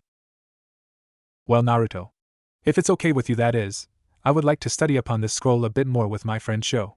All in all, you found yourself a true Uzumaki clan scroll, she said, giving everyone her own version of Naruto's fox-like grin and chuckle from Naruto shouting hoorays, and started twirling Hinata around along with Ino and Haku, causing all girls to blush a bit with their smiles never disappearing. Although, I rather you not show this to the Hokage yet. This caused everyone to widen their eyes at this sudden information from Mia, seeing all their confused looked and wondering why he shouldn't. She looked down to the ground a bit, biting her lip a bit. Well, it's not that I don't want you to. It's just if the council or word got out that you have this scroll, the civilians can easily say that it's fake and you probably stole it from either the Uchiha compound or the forbidden scroll that was inside the Hokage's office, she announced and explained with a sad tone, causing Naruto to actually look down and thought to think it over with the events she just announced. She's right. The council and the old man could easily think or believe that this forbidden scroll is from his office. If I were to show it to him now, I could probably wind up in Konoha bars. But wait. Is it alright to keep it a secret from him? Taking a small glance at Mia-sensei, he noticed how down she looked from the way her eyes were scanning slowly through every details and every pieces of the scroll, to see if it's truly real and not some hoax scroll. Then in the corner of her eye, he saw a tear fall. She's crying. Then she must have met one of my clan members after all. No wonder she tries to protect me a lot in her Anbu gear. Sensing the girl's eyes on him, he shocked Hinata and Haku the most on the account they knew about this mask he wears to hide his real emotions and feelings to the world, along with also surprising Ino, who couldn't believe how real and pure his face is. It was the look of acceptance and true happiness. Walking up to Mia-sensei with his true smile, shocking the Hyuga a lot, he gave his fox-like grin and thumbs up to her with the words of, "Sure thing, Mia-sensei. You can study the scroll more with your friend Sho. I trust you. Believe it," he said to her with pureness in his words, while also adding in a few chuckles to everyone around him by bringing both arms behind his head with open eyes. "Besides that, and it will definitely fit the bill for someone to watch the scroll for me during the Chunin exams." Mia couldn't believe it. Naruto actually trusts her to watch and to study over the Uzumaki scroll for him, while unmasking his true feelings to her, and said with the purest of hearts, and the ever so famous catchphrase of her one Uzumaki friend. The words "believe it" meant so much to her ever since she lost her friend from the Kyuubi attack. To hear Naruto said it must mean he is putting all his trust into her. With a strong proud nod to the boy, she smiled and made an announcement. "Alright then, Naruto, and thank you for trusting in me for this task. I will allow you permission to teach my students and Hinata one C-rank jutsu from this scroll, is that okay?" she asked with wink.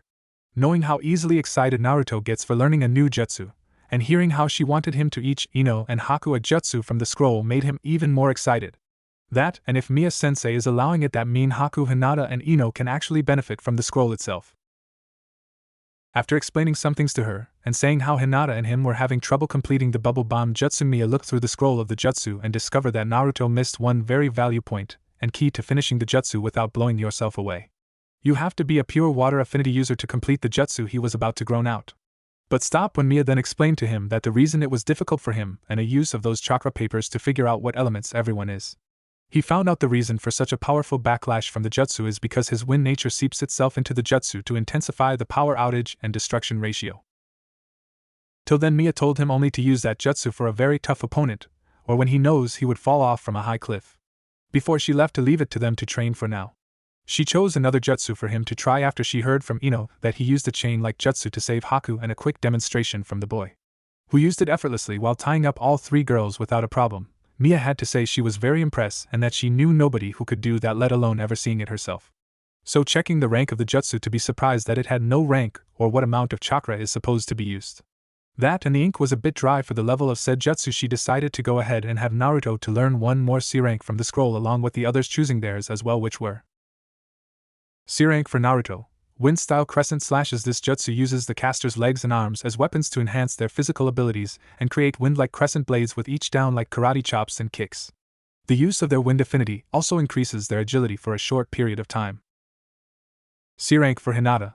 Water style razor wheels. This jutsu uses the caster's body and arms as a way to direct the water around the user and form razor-sharp wheels from each cartwheel and full motion swinging of arms.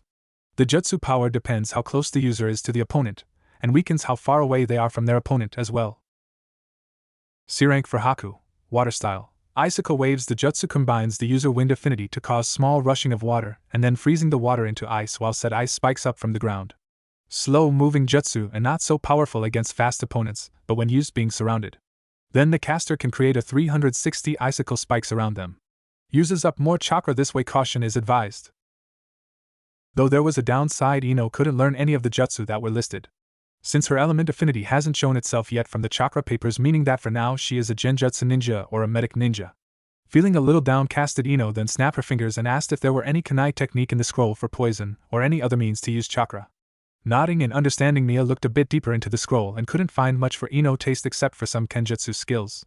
Which Ino asked what does kenjutsu mean. Seeing the confusion on Ino's face, Mia smiled and started explaining to Ino that kenjutsu or sword techniques are those for ninjas who specializes in sword play and are very well indulged into the way of the swords. She then explained to the four young ninjas that she uses some kenjutsu in her time during Umbu missions, but the only use for it is to channel her very low knowledge and use of wind styles. Which the only wind style she knows is wind scythe jutsu and air bullet, though it takes a lot more chakra for her to use wind styles since that is her second affinity. Her main affinity is water style. Seeing the way Ino's eyes were shining made her sweat drop a bit, then explained to Ino if she wants to get into kenjutsu she would have to find a blade.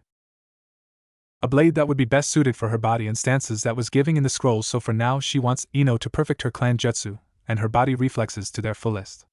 With a determined nod and promise that she will work hard to find a blade for herself, she will do her best. Same went for the others. Alright then, now before any of you tackle these jutsu I want you to practice water walking, okay?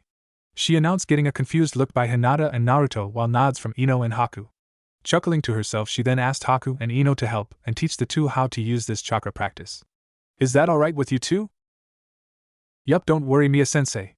Hinata and I will get this done with no problem, Naruto announced with a fist thrust towards the sensei, who shook her head and fist thrust back and connecting with his. Then explained to Naruto and Hinata that they might not get the practice done right away at first, but with some time into it they will complete it. With that she left it to Haku and Ino's hands now while she went to find Sho and get him to help her study up more on the Uzumaki scroll for Naruto to be able to learn more of his clan jutsu. Then he will become a well-known Uzumaki ninja in the Land of Fire. Now it was just the girls and Naruto there, all taking the time to look at the paper notes that Mia-sensei gave each one of them just in case they'd forgotten what jutsu they were practicing in. Only to find a huge bold word saying, "Finish the water walking before you even dare think of taking these jutsus." Which they all sweat drop at this and chuckle nervously to each other, and began their training. Heading towards the lake, Naruto and Hinata started to panic when they saw that both of the girls in front were undressing, Naruto quickly covering his eyes. What the hell are you two doing? If you're going to change into your swimsuits, then do it behind a bush or something. He yelled out to them, which after the girls took their shirts off to reveal bikinis underneath the shirts, they blinked in Naruto's direction along with Hinata, who just stood there dumbfounded and gave a little nervous sigh of relief, relieved that the girls weren't going to do anything drastic. Hell, why Naruto, did you wanted to see these two beautiful girls naked or something? Ino teased, causing Haku to blush badly and covered up her chest even though she didn't need to. She looked shyly towards Naruto, who was now shaking and trembling. She then leered at Ino with a small scowl. Ino, that was really uncalled for. "Don't worry, Naruto-kun, we had bikinis underneath our clothing just for the occasion," she said with slight shake in her voice, continuing to take the rest of her cloth off, showing that she was wearing a normal light blue two-piece bikini. To which Ino just absently waved her hand, non-coherently waving off the threat Haku was giving off. "Yeah, Naruto, you can open your eyes, it's safe, don't worry," she announced to the embarrassed boy, who slowly moved his hands away from his eyes and then let out a sigh of relief, now seeing that they were right. Ino was wearing what looked like a black two-piece bikini that reaches down near her stomach and cuts from there. Ino faced the two teens that were still dressed and then placed her hands on her hips while leaning forward a bit. "Well, aren't you two going to get into your swimsuits too?" she asked, getting a blush from Hinata, who decided that the ground was more interest, while Naruto tilted his head a bit, twitching his ears in confusion. Then opened his mouth in an O fashion, quickly getting into nothing but his boxers, causing all the girls to blush from the slight muscles he had gained from training. Not Hercules muscles, nor muscles that made him out of place, just a very slim, fit body. Hinata was a darker shade of red than the others. Actually, watching her secret crush undress right in front of her was too much to bear, and she passed out on the ground, with a slight trail of blood from a nosebleed, of course. After getting Hinata up and back to the waking world, Haku helped out Hinata by letting her wear one of the other swimsuits she packed. Her mom had wanted her to bring extras, just in case that Ino and her were going to use jutsu on the lake. Haku personally liked the swimsuit the most, since it is very decent to wear and fits well for somebody shy like Hinata, covering most of her upper body with a slight opening going down the middle to show some cleavage and the side of her chest, but not showing too much of her upper skin, while the bottom half reaches down near the thighs, leaving her belly button exposed. Haku-chan?" Hinata asked with a nervous tone while tapping her index fingers together, only to get a light pinch on the cheek from the smiling girl. She and Ino were working really hard to get Hinata out of her shyness. "Yes, Hinata?" Well, earlier, before we started to get ready for the water walking, did you feel a weird vibe go through your body?" she asked with a raised eyebrow, to which Haku blinked for a bit and then nodded to the girl. "Now that you mention, yeah, I did. I'm sure it's nothing though, in fact it felt really good," she finished while smiling to Hinata, who smiled back and agreed. Then they heard yelling from Naruto, screaming how he almost had the walking down only to fall straight through the lake, with Ino who just shaking her head and moving her eyes up in slight annoyance. "You have to give Naruto credit for not giving up. Come on, Hinata, I'll help you just in case you don't get it the first time," Haku said to Hinata, grabbing her hand and guiding her to the water. Then grab onto both her hands, channeling chakra through to her feet. "Now I want you to keep that flow of chakra going, okay? Since water walking is a bit more difficult than tree climbing," she explained, seeing the excited expressing from Hinata's face, feeling the water gliding underneath their very feet. "Now I'm going to let go of you, okay? You need to keep the chakra flow going, alright?" To which she got a nod from Hinata. So letting go of her hands, she took a few steps away from Hinata, who was teetering a bit and trying to align her balance a bit. Then stood perfectly still to see that she was standing on the water. I did it, Haku-chan, whoa." She then fell forward, grabbing anything to stop her from falling, which was Haku, as the two dived right into the lake's water, floating back up with Hinata groaning, and looked up to a closed-eye Haku, who moaned a bit. Blinking in confusion, and seeing where her hands landed, Hinata quicker than the eye could see jump all the way back to the lake shore. "Kaya, so sorry, Haku-chan, I didn't, I was." She tried to explain, only to have Haku sit up a bit from where she was sitting and raise a hand with a slight chuckle. "It's quite alright, Hinata. Same thing happened between me and Ino when we did this together. So I'm kind of used to the groping," she honestly said with a small blush on her face, which caused Hinata to blush as well, but they resumed with the training anyway. It took Hinata only about 3 hours into the training to perfect the water walk exercise, along with a lot of blushing and slight eeps from her and Haku, to some screaming from accidentally taking their bikini tops off from falling couple times in the lake. Along with Ino helping out Naruto and just teasing the poor boy by saying that he is being outmatched by 3 sexy kunoichis that were already having fun with the training, to causing the boy to lose his concentration and fall through the lake in goofy matters.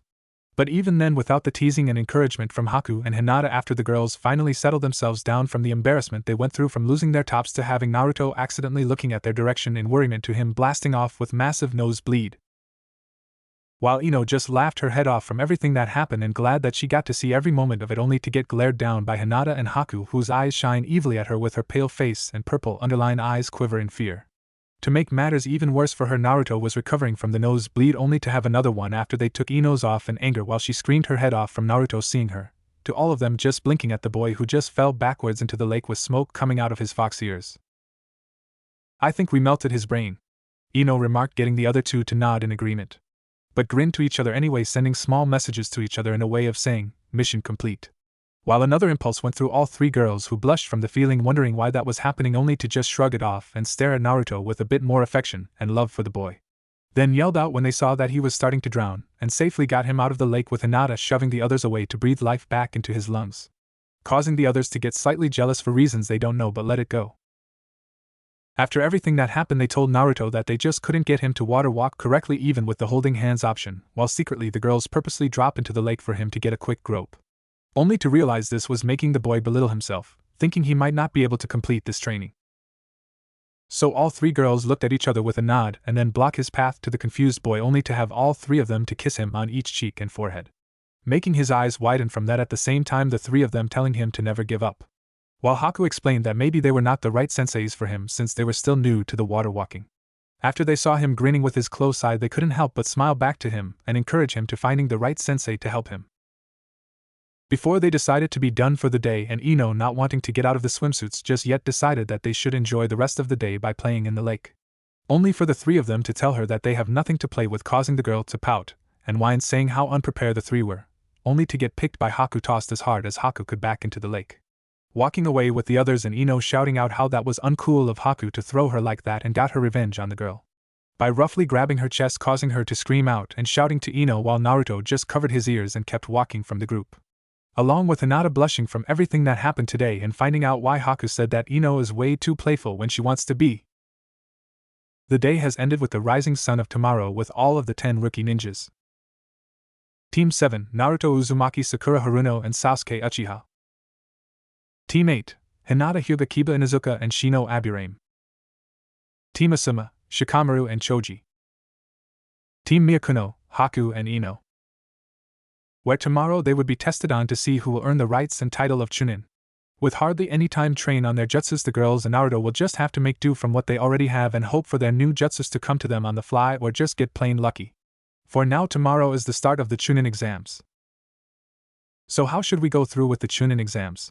Naruto asked, to either Sakura or Sasuke, hoping to at least get one of them to be nice to him.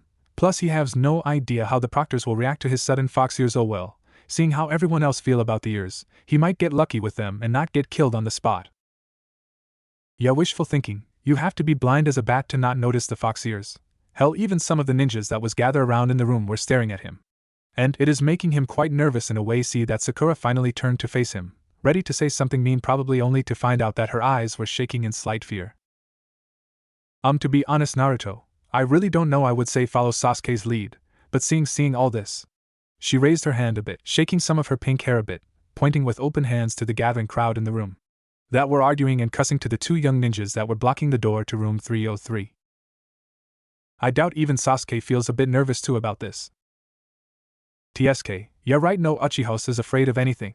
They're just a bunch of weak BAs. Before he could finish that sentence, both Naruto and Sakura covered his mouth with wide eyes, preventing him from angering the other ninjas here, who all were looking towards them with high-level kill intent at their directions, causing Naruto and Sakura to chuckle nervously towards them, trying to keep a squirming Sasuke from breaking free, or making anything worse for them. Especially if that Gaara kid was here. He was a scary person when Sakura and Naruto met up with him, when Konohamaru and his squad wanted him to play ninjas with them. After Konohamaru turned a corner, he ran into Kankuro, who was wearing what looked like a cat suit, with makeup on his face. For the last time, it's war paint, shouted Kankuro, who was on the other side of the crowd from Naruto, Sakura and Sasuke. Though personally when they met the Sand siblings, Naruto couldn't help but notice how they all stared at his fox ears, the girl blushing from cuteness, Kankuro trying hard not to laugh at him. Which Naruto thanked him for laughing at him, only added more level to weirdness for the boy, but Kankuro still welcomed him and figure out why later, that Naruto thanked him. Along with Gaara, who appeared behind Sasuke on a tree branch, that even Sasuke couldn't sense from. If Sasuke couldn't sense Gaara at the time, then that must mean Gaara was serious business, even after he threatened to kill his own brother. That right there, Naruto written for Gaara as run from sight at all costs, along with other names in his memo pad in his brain. So finally dragging Sasuke away from the bustling crowd that were still going at it from the 2 boys in front of the room, only to be stopped by some boy with super huge eyebrows. At first Naruto couldn't tell him out just yet, but then remembered Neji telling him that the reason he is so used to Naruto's presence at the Hyuga household is because of a ninja named Rock Lee, and his squad reminded him so much of Naruto, only without the calm presence that Naruto gives when he is at their house. Hold it right there, are you not Sasuke Uchiha? He asked, with his arm out forward and hand facing up towards the ceiling. finally breaking free from Sakura and Naruto's grip, at the same shoving Naruto into a trash bin that had a slight broken glass sticking out. Thankfully, though, Sakura saved him before it could cut him. Blinking in confusion, he stared at Sakura with belittlement of the sudden rescued. Thanks, Sakura, but why? He tried to ask to only see Sakura, looking down with a down face. He then noticed Tenten and Niji glaring at the Uchiha for the unforgivable act he just did, along with Lee, who was nodding towards Naruto if he was alright, which he gave a slight thumbs up and looked back to Sakura, filled with confusion. Because Naruto, we are a team, right? I know we haven't been agreeing on things for the past couple of months, which I am still going to be rooting for Sasuke, don't get me wrong. But, like Kakashi-sensei said before we signed the papers, we are a team and that we should start acting more like one, she said, rubbing the side of her arms. Naruto just could not believe it. Sakura held the Sasuke over-obsessed Sasuke fan. The club president of the entire Sasuke fan club is actually willing to help him out. Sure, she said, she will stick with Sasuke through it all, but her voice, it was genuine. Hey, are you sure, Sakura? I thought you found me obnoxious, annoying, horrible. Naruto, you are those things, but it doesn't mean we shouldn't stick with each other when someone is in danger. Kakashi-sensei, I quote, a ninja who abandon the rules are trash, but a ninja who abandon their friends is worse than trash, right? She asked at the end with a smile towards Naruto, who couldn't but rub the back of his head, with his head slightly down and looking up at Sakura with his eyes. That is right, but it will be a while till you gain my trust back, Sakura, okay? He asked sincerely, to see the girl blinked a bit, but softened her gaze, nodding. She understood where Naruto was coming from. She has, for the better word, been somewhat a bastard/ignorant to Naruto for the past couple weeks. That's good start, Sakura. You just now to regain his trust, and then you can figure out where he learned that bubble bomb jutsu, so Sasuke can use it for himself. Though I will regret saying this, Naruto does look kawaii with the fox ears up close. I thought they were fake at first, thought Sakura, while pointing at his ears, which Naruto groaned and nodded, having a feeling if Sakura wanted to see if they were or not. Just be careful, Sakura. Lately they have been sensitive for some reason. Which the response he got was a hum of agreement, while wincing a bit from Sakura softly touching them. He was right, they have been sensitive all of a sudden and he doesn't even know why. Nanny, Naruto, what's this doing in your ear? She asked, while pulling out what seems to be a small circular object, ignoring all the sounds that Sasuke and Lee were making, from them having a quick fighting session out in the throwing range practice area. Looking at the weird device, they heard a voice behind them speaking up. That's a tracking device you got there, bubblegum girl. Both Naruto and Sakura, who was seething at the nickname, turned around furiously, only to stop to stare at the girl standing there, with her hair tied into what looked like panda bear's ears, along with a Chinese cutout sleeve button jacket that reaches all the way down to her waist, with green long sleeve pants touching just above her ankles, all the while staring at the two with a concerned look. You must be Naruto, correct? She asked, which he brought both hands behind his back and nodded to her, knowing that she was the second person on Niji's team, seeing how the Hyuga was staring at the device in Sakura's hands, who too was helping him to figure out what it was, while Tenten speaks with Naruto. Well, before you start groaning for me saying this, you do look cute with the ears. Okay, she quickly let out a breath, getting serious once or. Now that's out of my system. Do you know who would put this on you? Boy, I could give you 50% population of the entire village wanting to kill me. But can't let her know that. Okay, besides the general populace, I can't recall anyone wanting to except maybe Kakashi-sensei or Miya-sensei to keep an eye out on me. Nah, Kakashi and Miya wouldn't be like that with the Chunin exam, so who? Niji then tapped on Tenten's shoulder, which the girl turned to face him, seeing how he shook his head sadly. Did they figure it already without him or Sakura knowing? Tenten, letting out a sigh, shifted her eyes towards Naruto. Well, we going to say it to you bluntly as possible, Naruto, but this device it will. She just couldn't do it, hearing stories from Niji, saying how much faith and trust that Naruto put into Lord Hokage, and how much he looks up to the man. She didn't want to ruin that trust and bond for Naruto, so Niji took the charge for her and announced it. I'm sorry to say, Naruto, but this device belonged to the unit that they use to track down any unwanted spies or people they want to follow. I'm sorry to say, but I think the Hokage is keeping an eye on you. He begrudgingly announced to the blonde ninja, getting a slight gasp from Sakura at the same time. Wide in her eyes, she too heard how much Naruto looks up to the Hokage, so why is he betraying that trust for Naruto? Why, you're lying! The old man wouldn't do that to me! Naruto shouted with slight anger in his voice, but made sure to keep it at a low profile. The old man, he couldn't be doing this, could he? With each voice lowering and lowering with a question at the end, he looked up at Tenten and Niji, to see how hurtful they were too. Then he looked towards Sakura, seeing the confusion in her eyes, shock obviously etched on her face. He then felt a hand on his shoulder, seeing that it belonged to Lee, who was smiling softly to Naruto. He couldn't help but smile back. He may have to speak with the old man after the Chunin exams now, but this time with respect, to show how serious he is. Don't worry, Naruto-san. I'm sure this unyouthfulness of Lord Hokage is just his way of showing his youthful kindness to keep a watch on ya. Lee shouted at the end, teeth shining, just made Naruto paled and shiver. On second thought, no holding back when I do speak with the old man, that was just too creepy as hell to even watch. After that was all done and over with, along with Niji and Tenten encouraging Naruto to keep going, left with the Team 7 towards the room they were supposed to enter, with a very crouched Sasuke sending death glares to Lee and to Naruto also. I guess the bastard is still sore about my bubble bomb jutsu breaking his fireball jutsu. Don't worry, Sasuke duck, but you're going to see more awesomeness from Uzumaki Naruto later in the exams. Well, what do you know, if it isn't Naruto, I was wondering when you will get here. Shouted a voice behind Naruto, and Team 7 turning around, he couldn't be any happier to see some of his friends walking through the doors, along with a small wave from Hinata's blushing smiling face, in which Naruto returned the gesture back and earning more grins from his friend Kiba. The boy was wearing what looked out a very thick gray jacket, with the hood having slight fur at the top, with gray jeans going down below his calves, then squint his eyes a bit, then smiled at the little puppy that was inside the jacket barking hello to the boy. Next to Kiba was none other than Shino Aburame. Seeing that he was still wearing the oversized white coat, with the turtleneck going just above his mouth and nose, with sunglasses staring at the boy hiding any real facial expressions from the world, nodding towards the blonde ninja, letting his presence known to the blonde and saying in his way, I see you too, Naruto. So Naruto, I thought Hinata was kidding about the fox ears at first, but seeing them in person I have to say, it fits ya, Kiba taunted / said with honesty, causing the blonde ninja to just chuckle along with him. Yeah, now my only problem is that they are permeated and I can't seem to turn them off. But not to worry. I have Mia-sensei look into the jutsu for me and will tell me what she found, after the exams are over. He beamed while giving a thumb up to Kiba, who smiled back. What a drag, you're noisy as ever, Naruto, so don't ever change that, said the laziest ninja on the planet. Shikamaru Nara, a longtime friend of Naruto Uzumaki when they were little, beside him who was eating bags of chips as his and Shikamaru's friend, Choji Akamichi. Hey there, Naruto, I was hoping you would make it, he said, with a mouth of chips at the same time, grabbing another handful to his mouth. Hey, of course, Choji, nothing can stop my awesomeness. He beamed out to the boy, which earned him a smile while offering him the last piece of chip. Were you sure about this, Choji? I mean, it is your last piece of chip? Naruto remarked, while slowly accepting the last chip in the bag. Of course, I'm sure, Naruto, think of it as good luck in the exams, he said with a happy smile, all the while grabbing another bag from nowhere, eating it like nothing ever happened. So why not, eating the last piece of chip that was offered from Choji and saying thanks to the boy, he then was suddenly glommed by none other than Ino. That was a surprise by everyone in the room, including Sakura.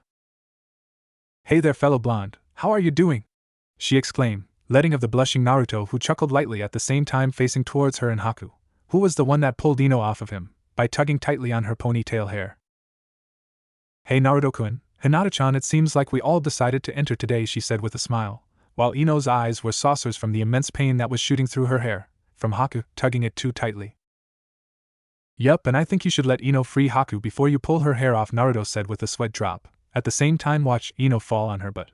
Glaring up at the ice ninja, getting helped up by Hinata thanking the girl for the kind gesture, and pulled herself up with Hinata pulling at the same time. Ino? What is this all of the sudden? I thought you liked Sasuke, not Naruto. Sakura asked with surprised shock. Weren't Ino and her the ones that made the Sasuke fan club in the first place, since Sasuke lost his entire clan from a mass murder, and being the only survivor left in the village? Meduck, but boy is old news, Sakura, that, and was interrupting my whole ninja career too. So I moved on and grew up. You should really consider doing the same thing, Sakura, before it is too late, Ino said harshly, and said it coldly to the pink-haired girl, which caused her to flinch a bit from the sudden announcement by her friend Ino denouncing that Sasuke is old news. This can't be happening, Naruto must have tricked her, I just know it, it's those fox ears of his, their kawaiiness is turning everyone to liking him more than Sasuke. Will calm down, Sakura, calm down. Naruto did mention to Kiba that they were permeate from a jutsu he used, I think. She thought to herself, while being pushed a bit by Sasuke all the while, was ready to strike down the female blonde, only to get stopped by Naruto gripping his arm with anger. Move it, loser. Why don't you make me Sasuke team? Before Sasuke could raise his fist to punch Naruto, it was suddenly grabbed by a tall man with gray-white hair and glasses. Whoa, easy there, fellas, you don't want to start a fight in this room right now, since everyone is tense here, the man announced, pointing at the entire crowd that were all staring at them, with a lot of tension, hate, and anger alongside of kawaiis from some of the females, by watching Naruto's ears twitching at the sight he was looking at. Ah, come on! Even in the Chunin exams I get the looks of kawaii. Anyway, you're all new here, right? Fresh genin from the academy, correct? Which the response he got were slight nods of the head, while Sasuke jerking his arm away from the man, who also let go of Naruto's arm, patting his shoulder. Who the hell are you anyway? Sasuke asked in his very death-like tone. At the same time the man just brushed off his shoulders, getting slight chuckles from Naruto and Kiba, knowing that he was teasing Sasuke, making it like his threats meant nothing. Well, you forgot the magic words, young one, he teased while smiling back to the boy, who growled out at the man. Before Haku decided to be brave and asked the man herself. No offense to anyone here, except Sasuke, but can you please introduce yourself? She asked with a slight bow, earning another growl from Sasuke. How dare that witch speak down to me like that? I'll teach her not to mess with an Uchiha later, he silently vowed, hearing the man chuckle lightly and bow back in respect to Haku and stood up straight. Why thank you, miss, and I will gladly say my name. My name is Kabuto, and if you want, I could help you guys. Here, I'll show you. He finished, while kneeling down to the ground and slips his hand inside his pocket, feeling around for a bit, and there everyone saw that he took out what seemed to be orange-looking cards, which he placed them on the ground for everyone to see. What are those, playing cards? Sorry man, but don't you think you should have brought kunais and other kind of weapons? Kiba asked, while scratching the top of his head in confusion, which Kabuto had to chuckle out to boy, knowing that these cards would look something like playing cards. Well, these aren't your ordinary cards, to be precise. These are chakra-infused ninja cards that allows me to gather information about anyone in this room.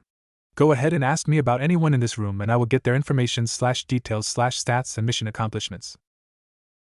Naruto felt a slight shiver go down his spine, along with seeing the same thing happening to Ino, Haku, Hinata, Shikamaru, and Niji. He raised an eyebrow on the account, he felt like growling at Kabuto for unknown reasons. Is it because he could actually get info on anyone? Oh shit, if that's true, then he could get info about me or my friends and knows their absolute weakness. Need to stop him. But how? I will get caught, this really sucks. Naruto thought to himself, while gulping from nerviness from any info about his friends or himself being leaked. So the best thing he could do was to simply ask Kabuto to put away the cards, but get slightly pushed aside by Sasuke. Bastard, don't you dare. I want to know info about Gaara of the Sand, Rock Lee, Haku Hyuga, and he then leered towards Naruto, seeing the shock expression on his face, was oh so sweet for the Uchiha to see. And Naruto. Everyone widened their eyes from Sasuke asking about his own teammate. Shikamaru even leered towards the boy along with Niji, who did the same thing. Kabuto looking up to Sasuke in a bit confusion of why he wanted to know about the blonde ninja's info, then just shrugged his shoulders and decided to play along. By grabbing 4 different cards, placing on hand on one of the cards, he then suddenly announced with a bored tone. You already know their names, that's no fun. Oh well. First up, Gaara of the Sand, let's see, it says here after he infused it with chakra and flip over the card. It showed a face of Gaara's emotionless expression staring back. That he is the son of the Kazekage of the village hidden in the sands. His teammates are Tamari of the Sands and Kankuro of the Sand. I guess they are siblings. He complete Wo 10C rank, 6B rank and 2A rank, and, to make things even more scary, in every mission he took he came back with no scratches. This made everyone paled from this sudden information. A genin doing B and a rank mission without a single scratch on his entire body. That is insane beyond belief even for Naruto. Hell, they went on their first A rank mission and came back with injuries along with having to fight against Haku and Zabuza. Okay, then next up is Rock Lee. Says here that he has no talent for genjutsu or ninjutsu because of a condition with his chakra coils. He highly specializes in taijutsu, along with it being his best type of combat. His teammates consist of Tenten, Niji, and their sensei is Guy. Completed about 89 D ranks, 34 C ranks, 1 B rank, and 1 A rank missions. Pretty balanced team if you asked me. And a hell lot of trouble too, if I am reading this correctly. Their teamwork is absolute the best in the entire genin teams from last year, along with each of them covering their blind spots. Niji covering for Lee's lack of ninjutsu and genjutsu with his Byakugan and Juken. I wonder if what they say is true about the Byakugan seeing through people's cloths. But I'll look into it later. Tenten covers the team for their lack of long-range attacks, while the incredible speed prevents the enemy from getting in close to her. He amused himself by reading all this from just one team, so he listed them as avoid much as possible. Or at least get a surprised attack on them. Flipping the next card, that will hold Haku's information, which he figured was the girl who bowed to him earlier, and noticing how on edge she was. Okay, Haku Hyuga. She is adopted by a Hyuga named Mia. She specializes in ninjutsu and Wo. She has the ability to use ice jutsu at her own will, for her strong affinity of both wind and water, along with having good accuracy with senbons. She only has one genin teammate from a loophole that was found. which is Ino Yamanaka, and their sensei is Miya Hyuga. She completed. Then he whistled at the amount of missions their teams did. About 189 D-rank missions, 56 C-rank mission. That doesn't involve them from leaving the Land of Fire with completing one A-rank mission. I have to say, this is very impressive records for a new genin team. This just made Sasuke furious on the account. He knows what A-rank mission Kabuto was mentioning, along with the fact again that he was defeated by her at the bridge with Sabuza. She made a mockery out of him by stabbing so many senbons into him, while also having the nerve to taunt him and said that he looked like an Uchiha porcupine that lost his way. Okay, that witch will get what is coming to her. Almost forgot about that embarrassing defeat. Alright, by the way, Haku-sen, I congratulate you on completing your first A-rank mission. Kabuto beamed at the girl, which she just nodded with no words, feeling Ino patting on her shoulders, then glared at Kabuto, who quickly turned back to cards, gulping a bit. I may be a strong ninja, but the card also said that Ino Yamanaka has a perfect combination with Haku, and that, by theory, they could easily take down a low Jonin level ninja by planning things ahead. Oh well, on to Naruto, the Jinchuriki of the village. Flipping the last card over, he noticed that Naruto's picture looks nothing like what he does now with the fox ears. Okay, Naruto Uzumaki, dead last in the academy, has very low score numbers in the academy. He likes to spend time with Lord Hokage and with his friends. Also, he loves to eat ramen and play pranks on the villagers. His teammate consists of Sakura Haruno and Sasuke Uchiha, or, from this he likes to call Sasuke Duck but nice one Naruto, he quickly commented, earning a grin from Naruto. I try my best, he said, shrugging off the correct information that was being given to Kabuto. Surprisingly, nothing about his clan jutsu being written in the cards of his, which he was glad that it didn't appear yet. He specializes in the shadow clone jutsu, at the same time creating an army of them from ranging 10 to 100 clones of himself. He completed about 20 D-rank missions, while a C-rank mission went up to a A-rank after a false information from their client. Either than the A-rank mission, nothing noteworthy. Sasuke had to groan on the inside a bit. Of course, Naruto's information didn't get updated. He hasn't seen Kakashi inform the Hokage at all the past couple weeks, mostly spending time training him for the Chunin exams. Though he probably knows a way to get Naruto to talk, while he silently looked towards Haku, Hinata and Ino, who were chatting with the boy a bit about something he didn't care about. He's been hanging out with those 3 girls lately. I'm sure if something were to happen to them, he will spill his guts and tell me where he learned that bubble bomb jutsu, along with why I couldn't copy it with my Sharingan. Once that was all over and done with, Kabuto went on a tangent of the nations and villages that surrounded the Land of Fire, at the same time explain about the new sound village that was made, only to be attacked by some sound genin that missed his punch entirely by Kabuto dodging at the last moment, only for his glasses to break and coughed up blood on the ground. Naruto would have gone and helped Kabuto, only to be stopped by Niji with his head shaking, nodding and understanding. He shouldn't help Kabuto, especially with information like that in his cards, could spell out trouble for the rest of the squads. Alright, you sound ninjas, get back into your seats, or else I will disqualify you. The rest of the genin, go and find your seats if I have everyone's attention. My name is Ibiki and I'm the first proctor for the first part of the Chunin exam written test, he said, smiling along with his attention at Naruto, mostly because he heard from Anko. During her walks to the dango shop, she will always spot a blonde ninja with fox ears, walking with either Hinata and Haku, or all 3 girls, who is Hinata, Haku and Ino, helping out the boy with some training or re-educating him in the use of chakra. But mostly, told Ibiki to announce the written part of the exams to see Naruto's reaction, from overhearing that the boy hates writing tests. Hell, did he enjoy the reaction. First, the boy's ears lay flat against his head, his eyes bulging out bigger than dinner plates. Next, he slammed his head down hard into the desk and yelled, "No! Anything but that, please have mercy!"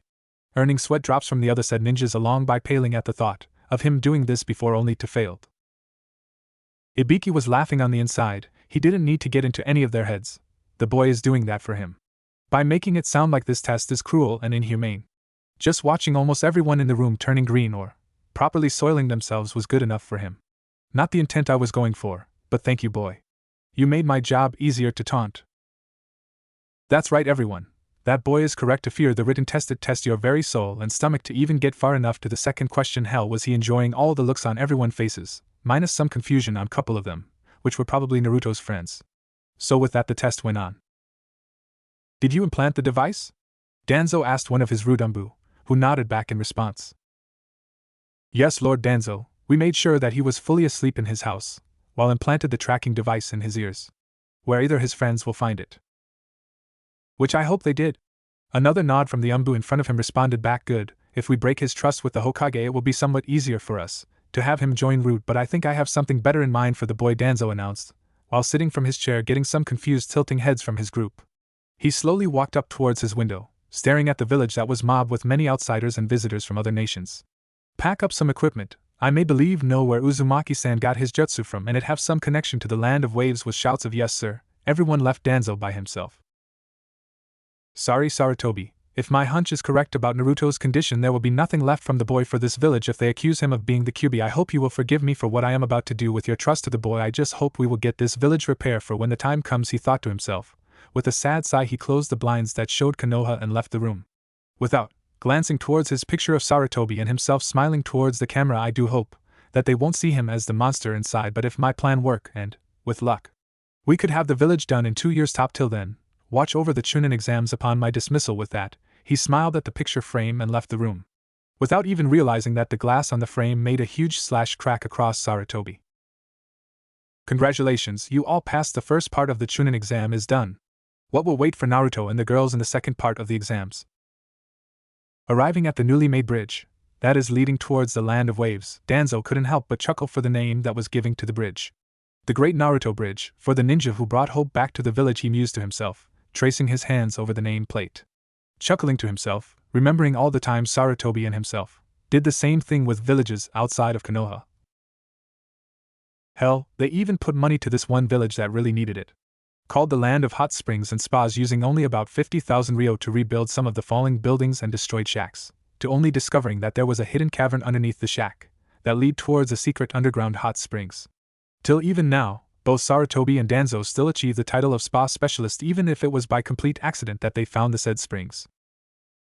After getting out of his memory and train of thought, he continued walking towards the now furnished and prosperous village.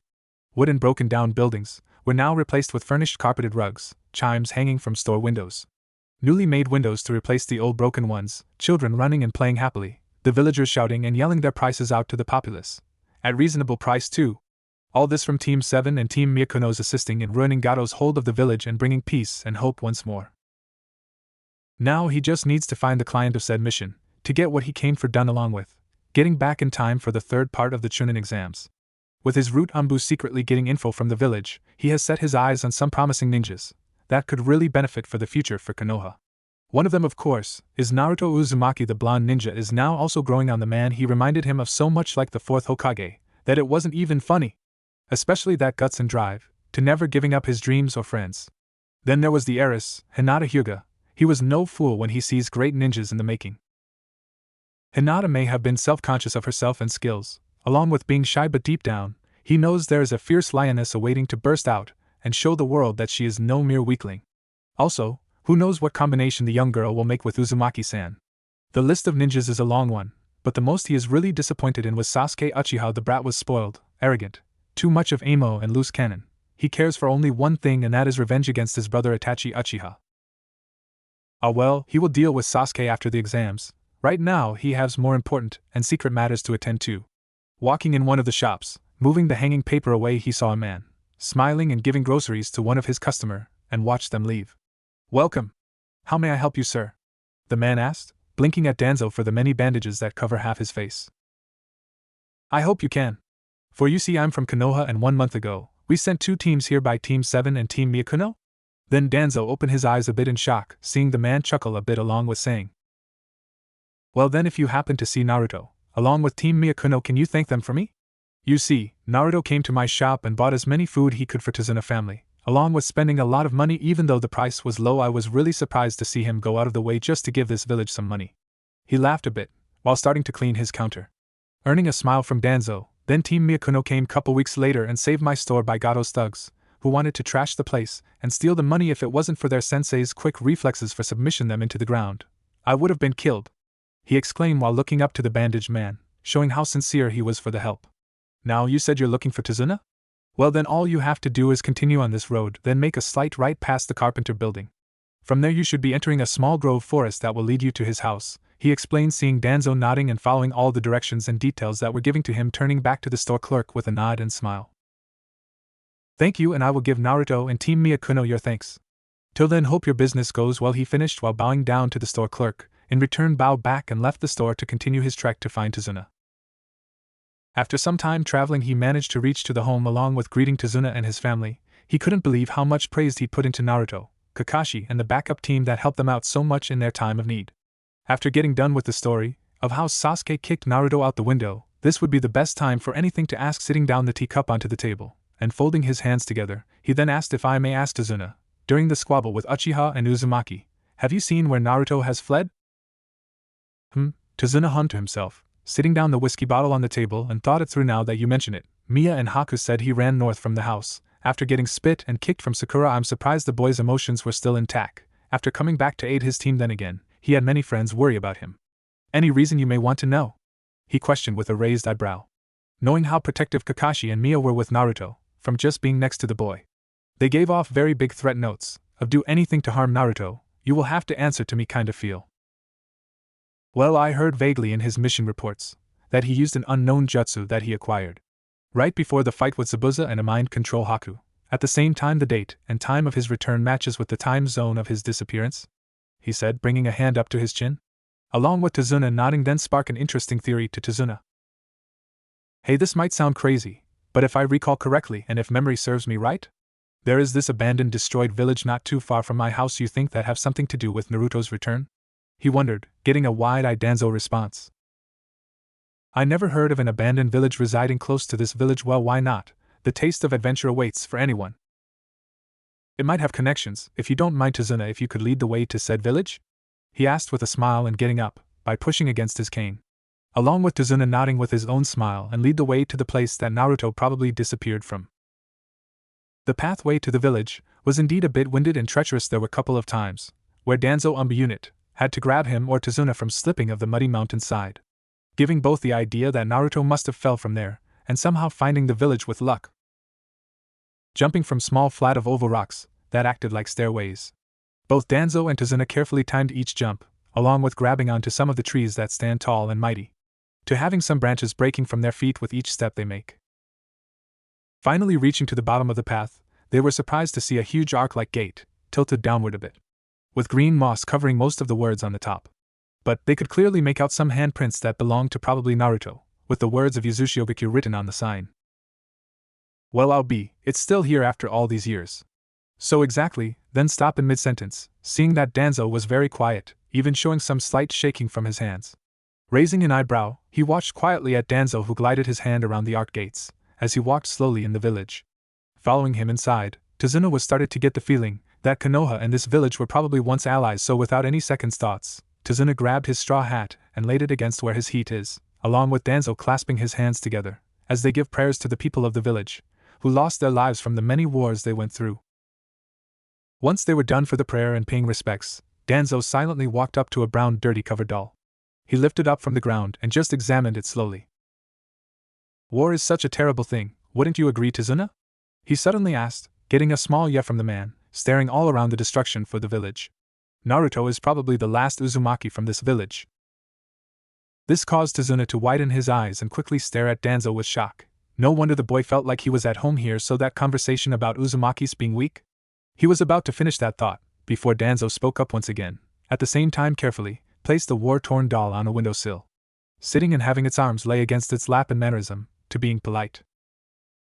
The Uzumaki clan is known to be a very strong clan at the time. Although small village, they were considering the most toughest ninjas to beat with their sword skills, Fuinjutsu and ninjutsu. Though my plans to coming here seem to be for naught, he informed, at the same time sigh sadly to the village. I get it now, you were hoping to rebuild the village back to its originated form, correct? Tazuna asked, while tilting his up with his thumb, getting a small nod from the man in front.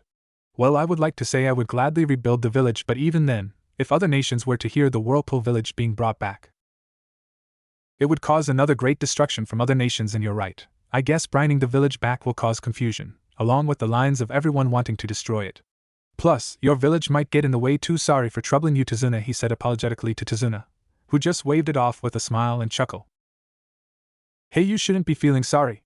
You wanted Naruto's old heritage back to fruition, to show the boy that the Uzumaki clan were once a vibrant village. I can respect that from a man. Now come on, let me get you some whiskey and discuss some topics. This place is getting a bit eerie, if you know what I mean? He joked at the end, along with Danzo joining in on him, and took up his offer. He may not have the general idea to bring back the village, but his theory of Naruto having the Uzumaki scroll have been confirmed in his own eyes, even if he didn't had to search for it. But surely one day, The Uzumaki will come back stronger and better than ever. Don't fail on our expectations, Naruto. Okay, things aren't shaping up like he had hoped for. First, he gets captured by enemy ninja right after Anko the second Proctor announced them to start, with them only getting a few feet or miles, or whatever the distance is from the starting gate. Was he already gotten capture, for a threat to hand over their Earth Scroll to the ninja group? Be damned that Sasuke didn't bother to help save him, only to taunting the enemy group for to kill Naruto. Of course, Sasuke knew it was a shadow clone of Naruto, but hell, he still could have showed some compassion to the blonde ninja and his safety, right? Now they gotten into some more enemy traps and ended up using up more chakra and stamina by wasting time, from fleeing ninjas that were doing a hit and run tactic only to find out that they did not have the scroll they needed, along with Sasuke heartlessly killing them. This led him and Naruto to argue over the fact that Sasuke just killed ninjas for no reason, even when said ninja were from the Leaf Village. Are you really that stupid, Naruto? They're the enemy here. The forest death is to kill or be killed, and for that matter I would rather stay alive and diminish the competition best as possible. Now come on, we need to find the Heaven Scroll, Sasuke announced and yelled at the blonde ninja. What gotten into that asshole? He is becoming more and more violent than ever. Hell do I care, I will make sure he won't kill any more Leaf Villager or my friends. He then suddenly jerked to his right. Feeling that Sakura eyes were shaking in fear, at the same time looked really green in the face. He could understand that was technically Sasuke's first kill, but in the line of duty it was their entire first real kill of their lives. Smiling towards Sakura to ease the girl nerves, he will have to keep at least one of their team members sane as possible.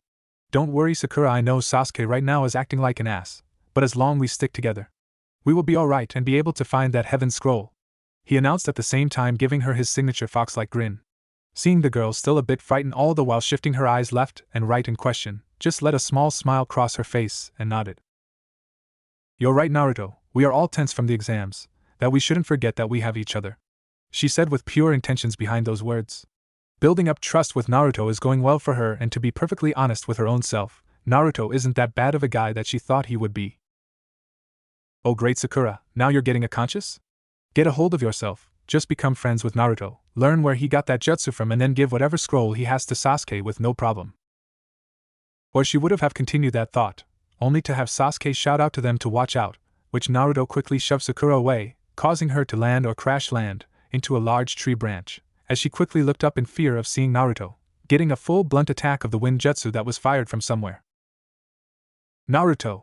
She screamed out his name, seeing that the jutsu was strong enough to destroy and break open even the most largest of trees in half, causing them to create large booming noises. Turning her head in Sasuke's direction, after hearing what sounded like a female laughter echoing throughout the forest. Coo, well now that ninja's out of the way, I am left with two little chicks from the hen house, the voiced echo, with Sasuke moving back from slight fear.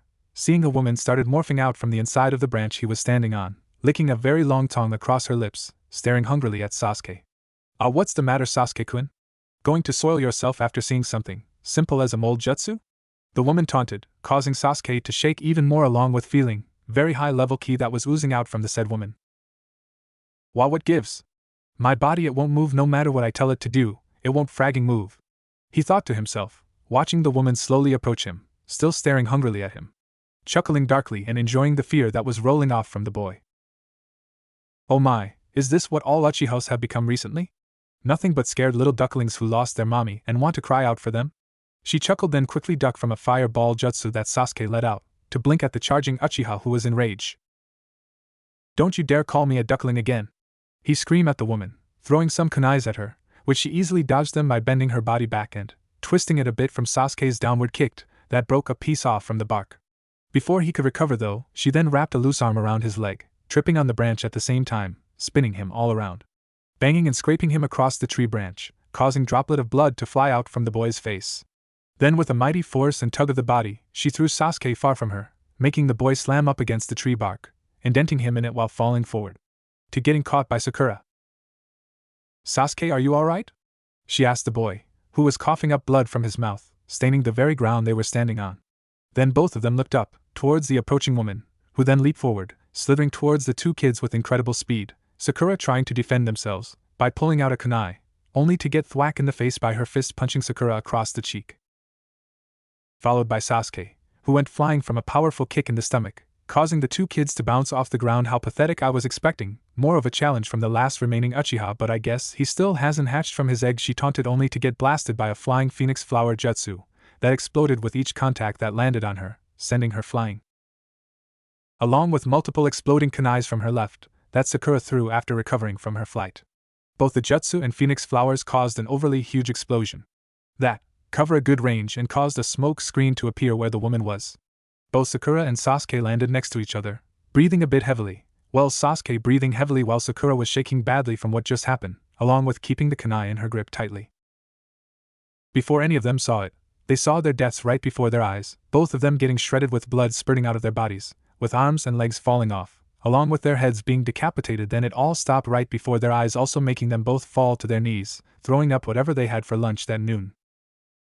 I'm impressed that you were able to fight against my genjutsu. I give you credit, Sasuke-kun. The voice now sounding like man, along said body of the woman came out from the ground, her face half peeled, revealing white skin underneath.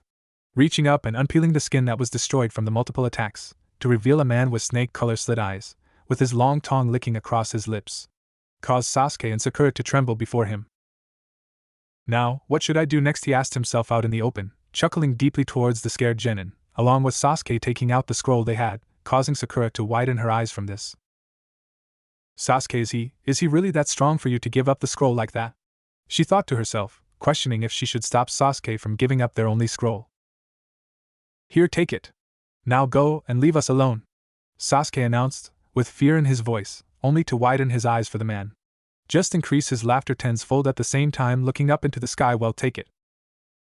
Calming down his laughter and resting couple fingers on his forehead, tapping them and shaking at the same time.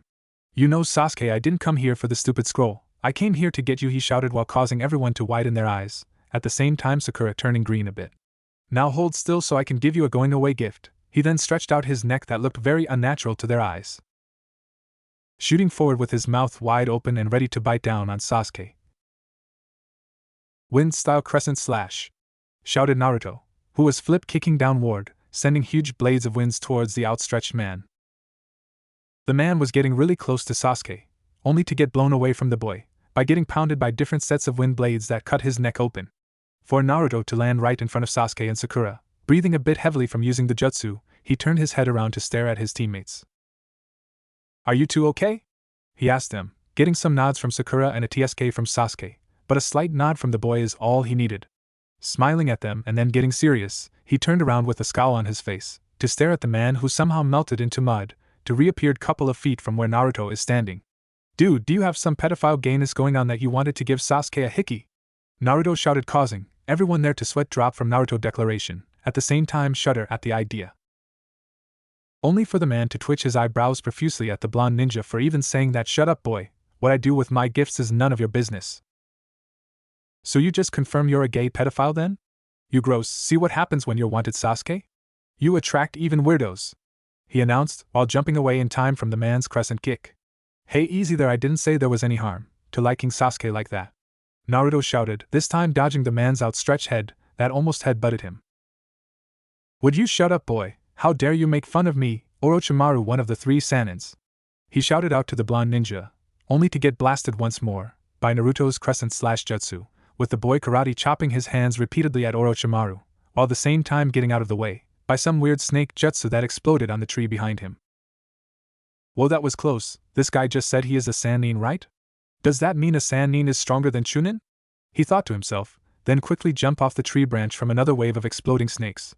But it was a ploy for Naruto to leave himself wide open, widen his eyes in shock from the man ready to stab Naruto at the same time, causing Naruto to get sick. Formed the sword coming out of Orochimaru's mouth. Grabbing the handle of the sword, he then moved it forward in order to stab the blonde ninja with it, only to get a kunai bomb to explode between them, sending Naruto flying backwards, along with Sakura grabbing him to land safely, but trip over her own feet, causing the two to grind against the ground.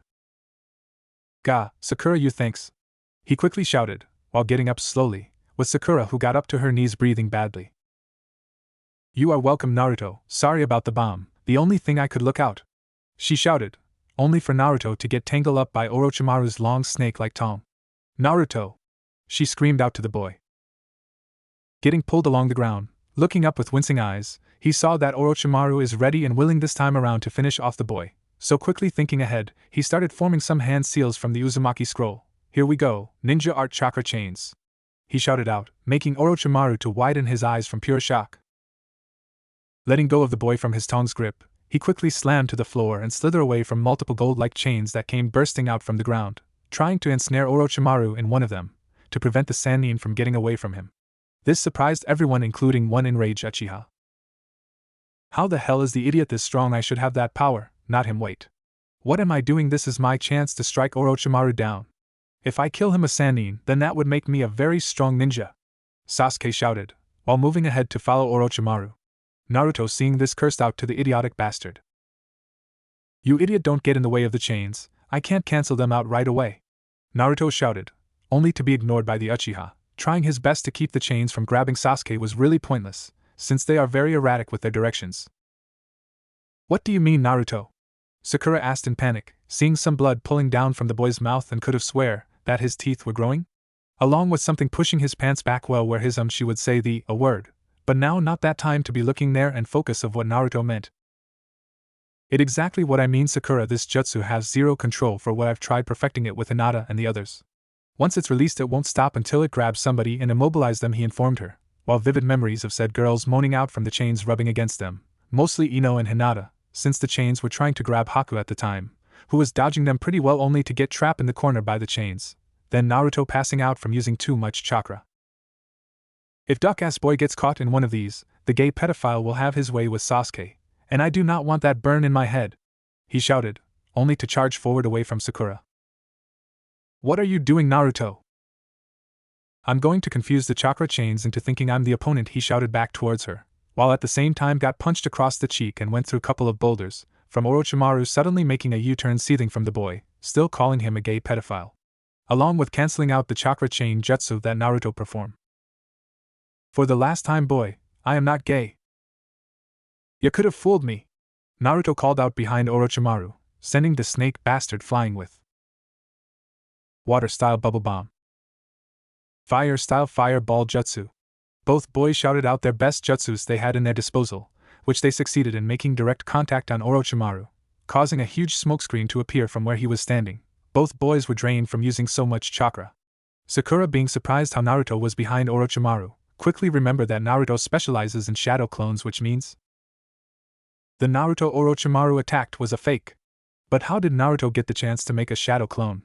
Getting a better look at the boy, seeing how his ears were still twitching and alerting him that danger was still nearby, saw him spit out couple spats of blood from his mouth. She wasn't imaging it. Naruto's teeth has grown longer, making his mouth adjust to the new proportion K9 teeth, along with what looks like couple orange fur coming out from his pants. "Wait," he said, a jutsu he used caused him to have fox ears. Now seeing him use more different jutsus from whatever he learned them from, are they what causing him to get the fox-like features on his body? Let's see, protruding teeth, fox ears, and if I'm guessing right, a fox tail? Realizing that this jutsu could very well be dangerous for Naruto's health, Sakura shouted out to the boy, "Naruto, stop using those jutsu. They're making you turn more into a fox." Before Naruto could even respond to Sakura with panic on his face, Orochimaru came bursting out from the ground, between him and Sasuke, kicking Sasuke away from Naruto along with coiling the squirming blonde ninja. "Hey, let me go, I don't want to be your pedophile lover," Naruto shouted, trying to pull the snake away. "You bastard, this will teach you to respect me." He then lowered his arms, channeling very dark-like chakra between each fingertip. Lifting up Naruto's orange suit, made the boy even more frantic and shouting out to the world to hear. "Help me, I'm being violated by a gay person." "Would you shut up already, ninja art, 5-pronged seal?" he shouted, at the same time slam his fingers into Naruto's stomach, causing the boy lose a lot of breath air, with his body hunched forward a bit, feeling all the jutsu in his body to leave him. Finally uncoiling the boy from his grasp, he just chuckles dark to the slow closing eyes of Naruto. "That's a good Jinchuriki, sleep well, by the time you wake up, Sasuke will be different," he whispered to the boy, laughing menacingly to the world, as Naruto's world slowly went black. "Don't worry, Hinata, we are almost." Kya, Hinata suddenly screamed, while falling straight to the ground level, along with insects flying underneath the falling writhing girl. The two boys set her down to the ground, with panic etched on Kiba's face, trying his best to get a hold of Hinata's kicking legs. "Damn, what wrong with her, Shino?" he asked the boy next to him, who managed to get his insect to hold Hinata's arms from punching any of them. Before the boy could give Kiba an answer, He then fixed his glasses a bit. Well, either Hinata is getting a growth spurt, or she is achieving what Naruto has, he informed Kiba, who raised an questioning eyebrow, while being directed toward Shino's pointed finger at Hinata's head, to show them that her once lavender eyes are now the color red, from half-open eyes that Hinata tried to stay awake, along with purple fox-like ears replacing her human ones. Stepping away from the girl, seeing that she put herself asleep from all the thrashing and screaming, Akamaru jumped out from Kiba's coat, started whining to the girl by licking her face and laying up against her. This might be a hunch, but do you think this have? Before Kiba could finish his sentence, Shino nodded to his suspicion. I believe so, which means Uzumaki-san got into a terrible fight and is in danger, or got out from a dangerous situation, Shino commented, seeing the worried look on Kiba's face. Sure, the boy is somewhat rude to Naruto back when they were kids, but he believed that's how rivals should be, but actually hearing from your teammate, saying your friend is in danger, and affecting another friend of yours in a way will definitely raise warning flags for yourself. Shaking his head and covering their tracks by jumping up from tree to tree, he shouted down to Shino. Alright then, Shino, we should rest for the day until Hinata wakes up, along with hiding our tracks. Then tomorrow Akamaru and I will track down Naruto's scent, which shouldn't be too much trouble to see if he's okay, alright? He asked the boy from above, seeing Shino smirk slightly and nodded to Kiba, already liking the plan he came up with. While also helping out with hiding themselves from others, with his bugs flying all around, making sure to cover anything that they've forgotten for tomorrow. They will check up on the boy for Hinata's sake. Ino and Haku, who just got done battling and escaping from couple of rock ninjas that weren't intelligent in the fields, but were deadly to battle up against, but thanks to Team Asuma finding them and explaining to them that it would be best that both teams work together for their lack of a third genin. In the rundown, both teams managed to get the scrolls they wanted and are now heading straight towards the tower that stand tall in the middle of the forest, when suddenly both Ino and Haku started screaming and thrashing in the same way as Hinata. With them landing nearby a cave that was near a riverbank, Choji and Shikamaru tried their best to figure out what was going on with the girls. Shikamaru, look! Shouted Choji, as he directed Shikamaru's attention to the girls' eyes, that were once blue for Ino and brown for Haku, were replaced with red eyes, along with Ino and Haku's human ears being replaced by fox ears, yellow for Ino and light blue for Haku. What a drag! What do you mean, Shikamaru? Choji asked his longtime friend, by looking at his direction, after the thrashing and screaming stopped, along with putting the girls inside the caves to sleep off the immense pain they went through. For Shikamaru to lay down on the white color rocks that lead to the riverbank, putting his hands behind his head with eyes staring up to the dense bushes and branches of the forest of death's trees. Well, two things must have happened that involved Naruto in terms of the girls getting his fox ears. 1. He was fighting a very dangerous opponent that lead him to awaken another part of his fox transformation, or 2. He being using lots of jutsu from whatever said scroll he found, that is increasing the transformation process of said fox-like features. With a yawn and shrug of his shoulders, he just bluntly went ahead and said, I go with both, since this is Naruto we're talking about, and, with his team in danger, he will do anything to protect them. He finished, while watching his longtime friend nod in agreement, while sitting down next to the boy. You're probably right, Shikamaru. Think we should check up on him, so this way the girls won't be worried about him. Getting a smirk from the lazy genius, he just nodded and replied back. Yeah, we should, but for now let's take the girls' offer and sleep for the day. I'm winded from all the running and planning up traps, he said, going right to sleep after finishing his sentence, causing Choji to just chuckle and follow right behind his friend's advice. For tomorrow, Naruto and the girls are going to be in for a big surprise once they wake up. And what was the enemy ninja purpose of getting Sasuke? She did everything she could to help Sasuke and Naruto that day ever since that Orochimaru bastard showed up and attacked them, at the same time using some very high-level jutsus and skills that even Team 7 couldn't protect themselves from. Witnessing both boys passing out, from Naruto getting hit by what seems to be a sealing jutsu, along with Sasuke's, as she dares say, hickey around his neck, from the Orochi team biting Sasuke. Now here she is, underneath a tall mossy tree grove, with both unconscious team members, one with a high fever, the other's condition being unknown. Well, duh, Sakura, Naruto chakra must have been sealed from that jutsu. I wish I could figure out the formula or something to break it, but no sealing expert myself, she thought to herself, while helping Naruto's foxtail to get free, by cutting a small hole at the top of his pants, just enough so it won't be falling on the boy. She couldn't help but blush even more by the kawaiiness of this jutsu effects, though she has been curious of why it is turning him into a half-fox/half-human. Looking out to the clearing of the tree, she noticed that night has finally arrived, so things should be calming down a bit, except for probably midnight visitors from the wild animals. Standing up and dusting herself off from any dirt, she lifted her headband to her forehead, tightly tying it around. With a fierce look on her face, she finally declares, No more running, no more crying. Sakura Haruno, Sasuke and Naruto are counting on you. It's time to change your ninja way. What Ino meant by growing up is exactly this reason. Cha, let's show everyone that we can become great ninjas and kick some ass, shouted inner Sakura, which she smirked, agreeing with her inner self that things should be different from now on. Book smart Sakura meet ninja kick-ass Sakura. Time to get busy, she announced, and jump out of the tree grove. She spent time going back and forth between the open of the tree, to setting up all the supply they carried before entering the forest of death. She would use some ninja trip wires that were so thin that only the trained eye and outdoor survival ninjas could even see. That was so low to the ground not even a person who would rather face the ground all the time will even notice. Then the next thing she did was jump up to the higher balcony of the trees surrounding them, using the same ninja wire, only this time she was carving out some branches from the canopy of said trees, into wrecking balls for a second occasion of traps. Even if the ground level trap weren't to work, she will still have a second option.